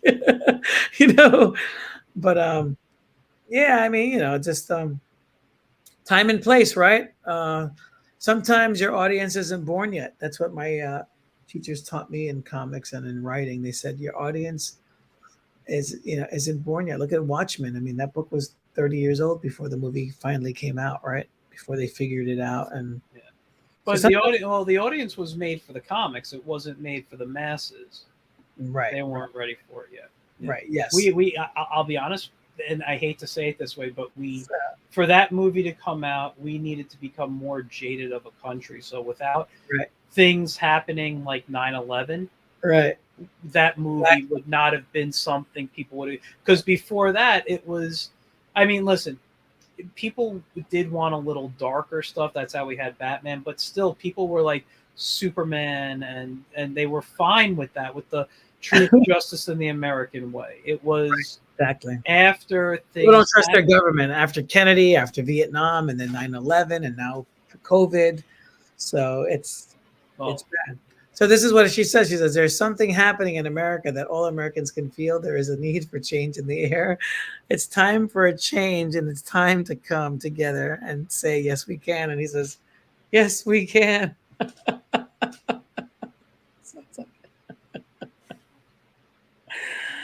As he's being, violated. I got the joke, Ray. I got the joke. So I mean, listen, that type of stuff is not the type of comics I need to look at. I'm corrupting you right now. No, you're not. I'm not a prude. I'm not. That's not a corruption. I'm just. They're not. It's not the type of art I choose to look at. You know. I did a lot of art shows like that, like the Mighty Pretenders and the League of Sexual Deviants. But these are all designed for like I said, nightclubs, art galleries. Like the Mighty Pretenders. I never put in print, but I've had them displayed many times on the internet. Like you can look online, you can see it on our website, and we had it at gallery shows so people could read them. These were comic books live, like you read it, getting more of a visceral experience. Mm-hmm. So I think it may be time to get back into zines. It's more lucrative than comics. Comic books are dead as far as indie comics are dead. Well, I disagree with that. I mean, as far as the audience, comics aren't dead, so to speak, but I think the conventions, there's too many of them. Well, that's one thing, but I don't change it up. I won't go into my convention speech here. I've already complained about conventions and stuff and say what I like and what I have issues with. But what I will say is the audience for comics these days are not reading the type of comics we did. They're not going to comic shops like they used to. No, they are novels and stuff like that. But that's because they're more into graphic novels and manga. But with that said, also the number one place people go to read comics is right here. It's on their phone. Yep, webtoons and all Webtoon, digital downloads, whatever it is. So it's not that cons are. I mean, and when all my issues with cons, I don't really blame cons for this. Right. I don't blame comic shops. I blame you have to blame the technology, right? Or you can't even blame. Everything changes. Everything changes. The delivery system, and with technology, the development of I was always pro digital comics. Even in the 90s, I thought they were going to move more towards motion comics, and people had issues with them. They eventually developed a style that worked, where they would get 3D models and map the artwork on top of them and move them certain ways and stuff. And some of them are beautiful, some of them are but that didn't work out, those type of motion comics. Right. Now, what was I going to say? The delivery system are websites. Now, years ago, when digital comics started, and I'm talking like web comics, when we called them web comics, back in the late 90s and early 2000s, they were done very much like the Wiz. You would post a strip-like thing. That's not popular anymore. Now the webtoon scrolling feature is. But at one point, even people moved away from the strip style, and they went to a comic page, and they would post a page a day or a week or whatever they posted. So things change, and the way people take in information is changing, and we got to keep up with that technology. Very true. I should sign up for webtoons. When it first dropped, I remember going into it and it didn't do it. A lot of people that we know have. And I think here's the thing. If you want to sell, I don't think you should be fully on webtoons. I mean, that's unless you want to be. But I think it's monetized. It's monetized webtoon. Yeah, but you can give away a chapter of your book. If you have a trade, let's say, or a graphic novel, and your graphic novel is 200 pages, but you give the first 25 pages away. Mm-hmm. If you leave them on a good enough cliffhanger, you could turn around and say, for more, buy it, click here to buy the book. You've hooked them.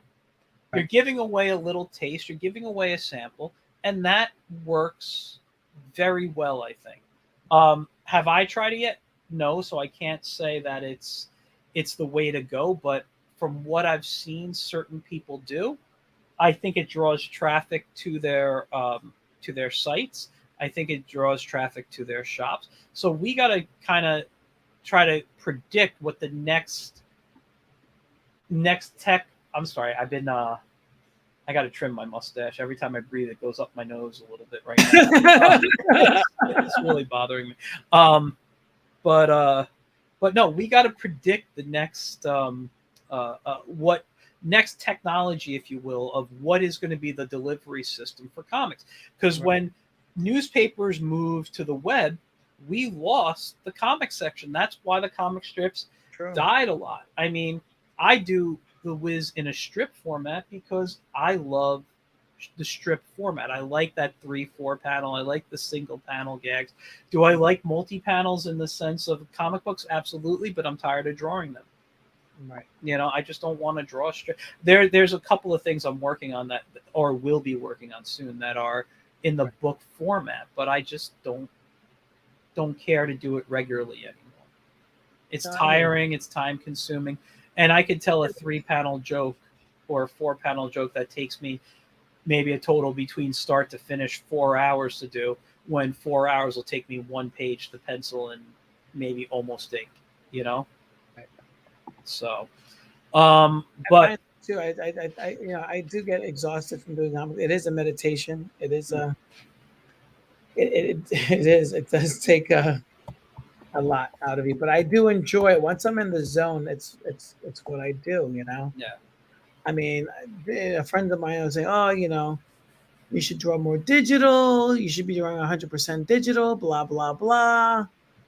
But and I do. I mean, I color digitally. I mean, there's arguments for both. I'm the type guy, I do most of my work digitally these days, but I still sketch out ideas on paper.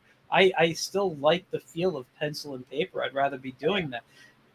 The only problem with it with the Wiz strip is there's no original Wiz pages anywhere or strips that I could take and turn around and sell at a show. But I could take it and turn them into prints and sell them as prints. Right. So even downloadable prints, I could have them set up that they could download a print of it, Right. That makes sense. Okay, I just got back into my old Webtoons account. I just haven't used it in years. I used to have it on my phone as well. Do me a favor, share my screen. I want to show you this technique that I use to make my strip. I have it down there. Everything's manga on here. There was a TV show in Korea. I'll show you. There was a TV show in Korea that's about Webtoons. The guy's strip was so popular, they made a TV show based on it. Oh, wow. And it's about him getting onto Webtoons. That's interesting. Yeah, I'll have to check that out. Let me get my charger real quick. Let's present. So right here, this is how I make strip. What's the dimensions on that? I'm about to tell you. So my dimensions for this document is 6 inches high by 20 inches long. Now, the reason for that is I once read Charles Schulz draws at about 5.5 to like 19. And I found that when I'm posting on Instagram and I cut up my strips for swiping purposes, after experimenting with sizes, the what Charles Schulz was using was probably one of the best. And I'm never going to knock Schulz. So what I do is, first off, and you can see here, I got a strip already done, but I'm going to show you how I make it. Okay. So if this is 6, I'm going to use 5. So what I got to do is I got to create a new layer. All right. And I'm going to just click on the rectangular tool, choose the stroke size you want. I tend to go about 5. Sometimes I'll go a little smaller depending on, and I just click on it. And then it's going to ask me what I want. So let's say I'm going to do the width at 19 and the height at 5, right? Yeah. So there it is. Actually, I probably do about 5.5, I think, because that looks a little smaller than normal. But what I'm going to do is I'm just going to grab it. I'm just going to grab it if it lets me. And I'm going to just wait till it's centered. Right. All right. And it's not letting me center it. So I think it's got to come down a bit. It's just when you don't have a fill on it, it sometimes gets a little difficult to grab. Right. So let me zoom in and see if that'll help.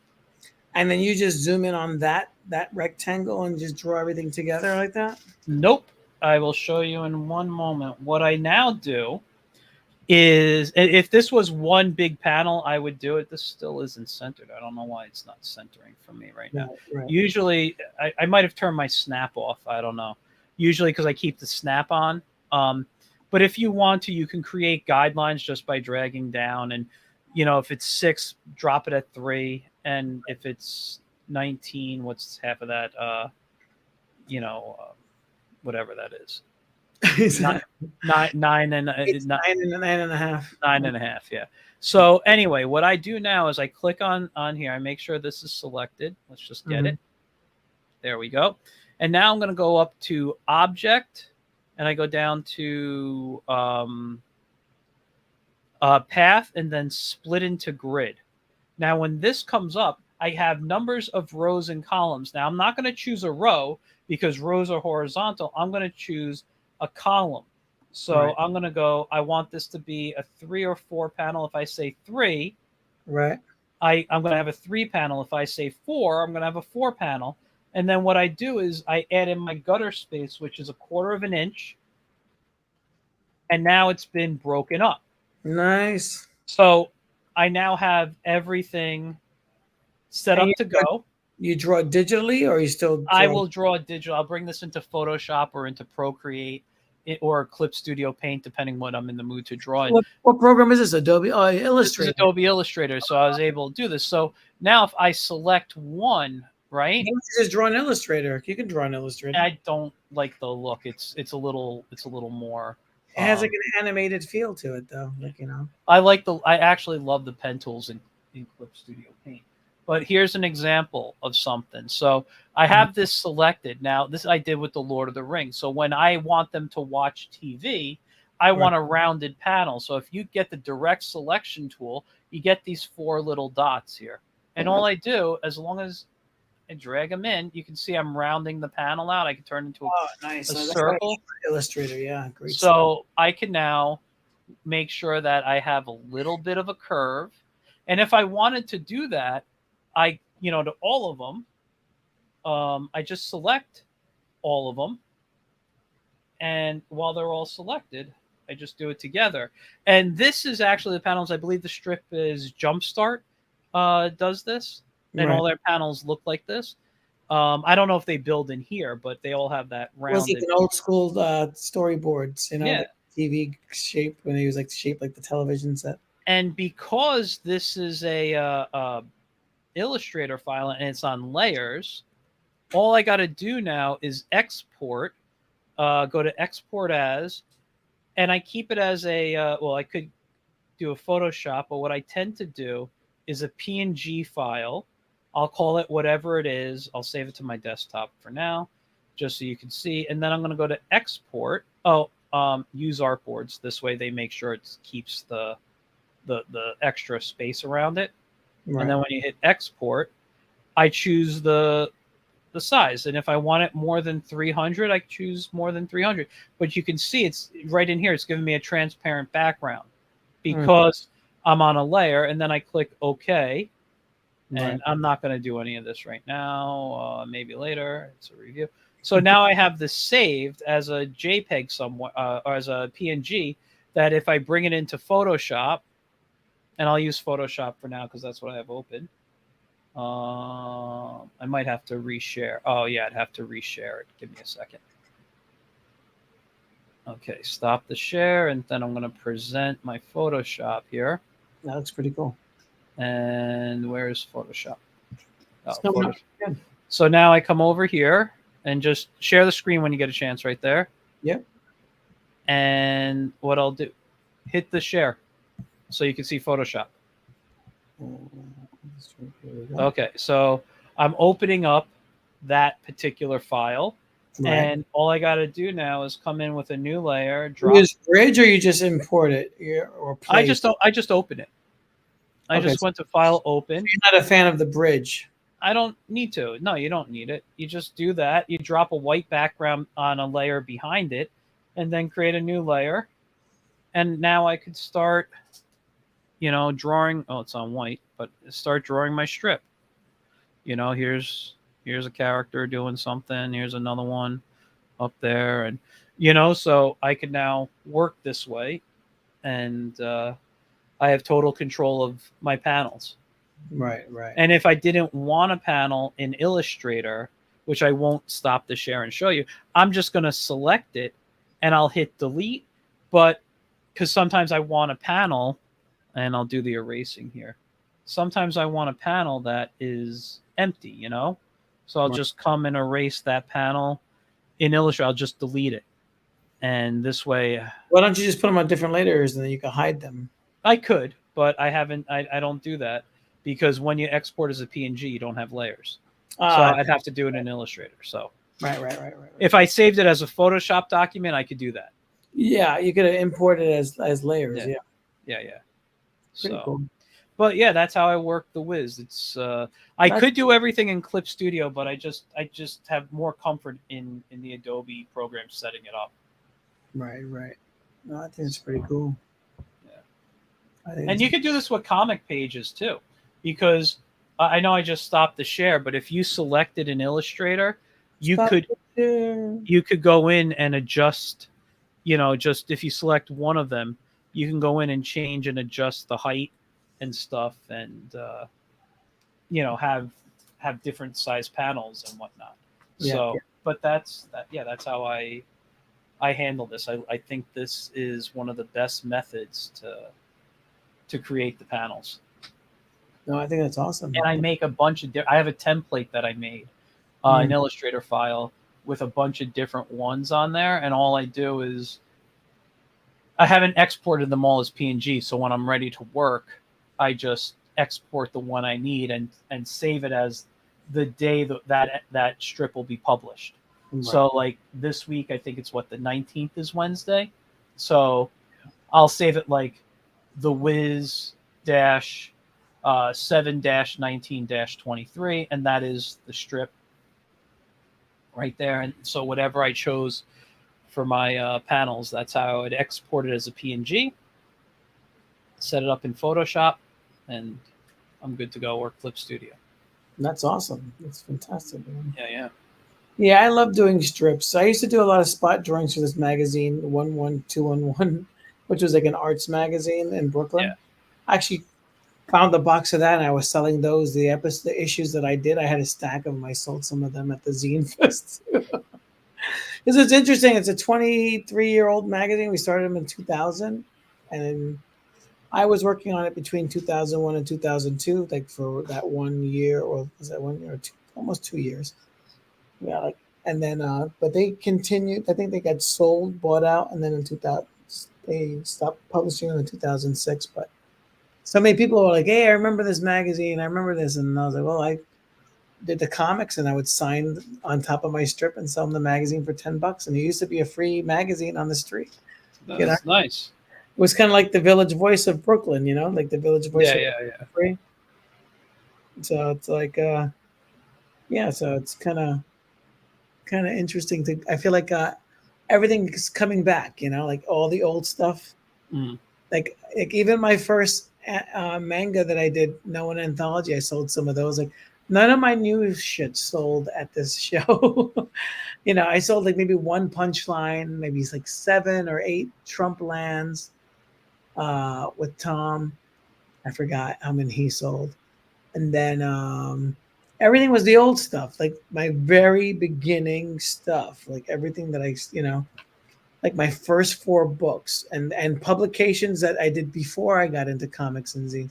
Like I did a zine in the 90s called the Roadkill Review. I think I contributed to 3 or 4 of those issues. Well, anyway, the guy basically he basically reprinted them recently for the 28th anniversary, which was last year. Yeah. And I just put the copy out there. I was like, I only got a few copies, but I gave him the one it's a collected edition, of it was 8 in total that came out 95 to 2000. Yeah. And I gave them, and then a lot of people picked it up, looked at it, that thought it was interesting, and finally someone bought it. I sold it for $10. I could have sold it for more, but I was like, it's $10.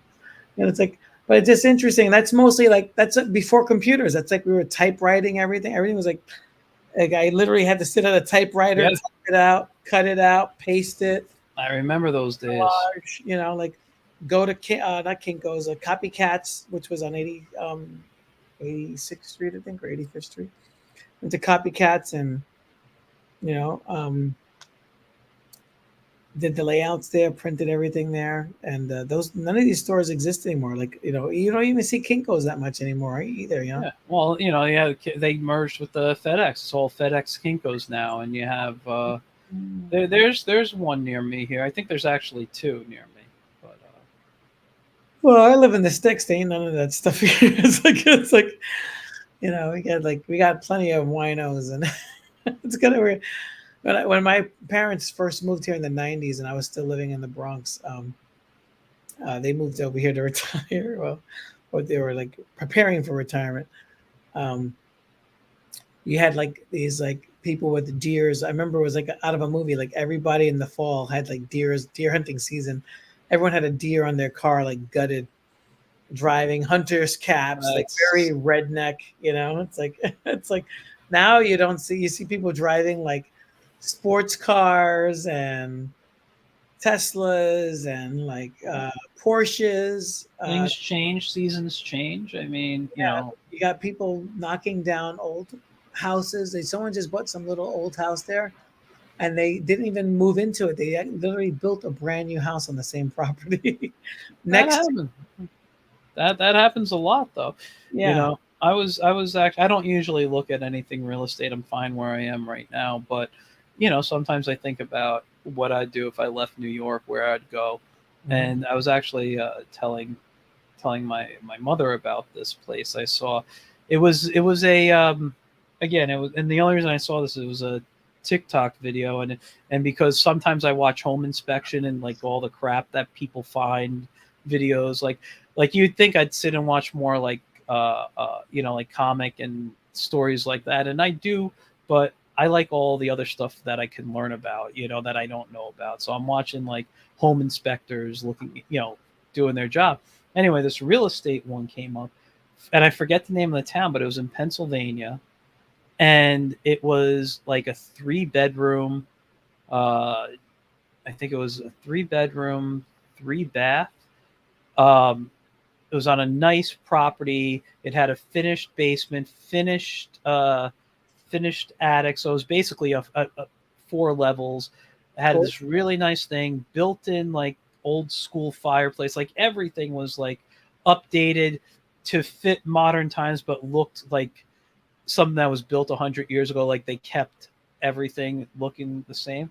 Right. It was somewhere in Pennsylvania, and it was under $200,000 for this place. Wow. And I'm like, if I had the cash and the ability to move right now, I would have been like, I'll take that place in a heartbeat. A friend of mine bought a house in Pennsylvania for $80,000, and it's a great house. Yeah.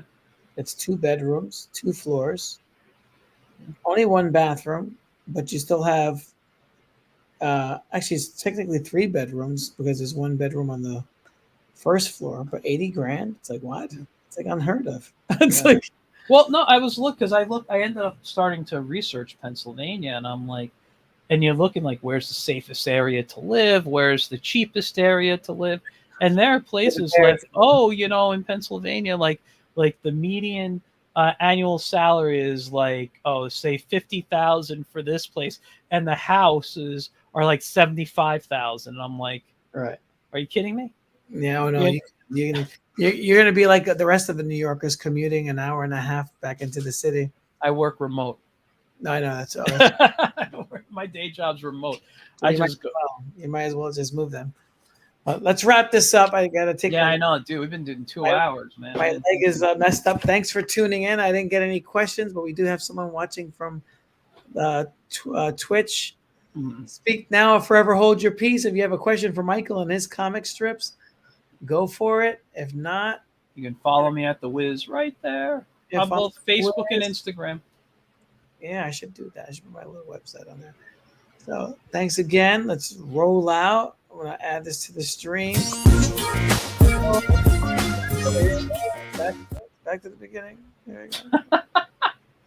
There we go. We're out of here. Take the train home. Yeah. Out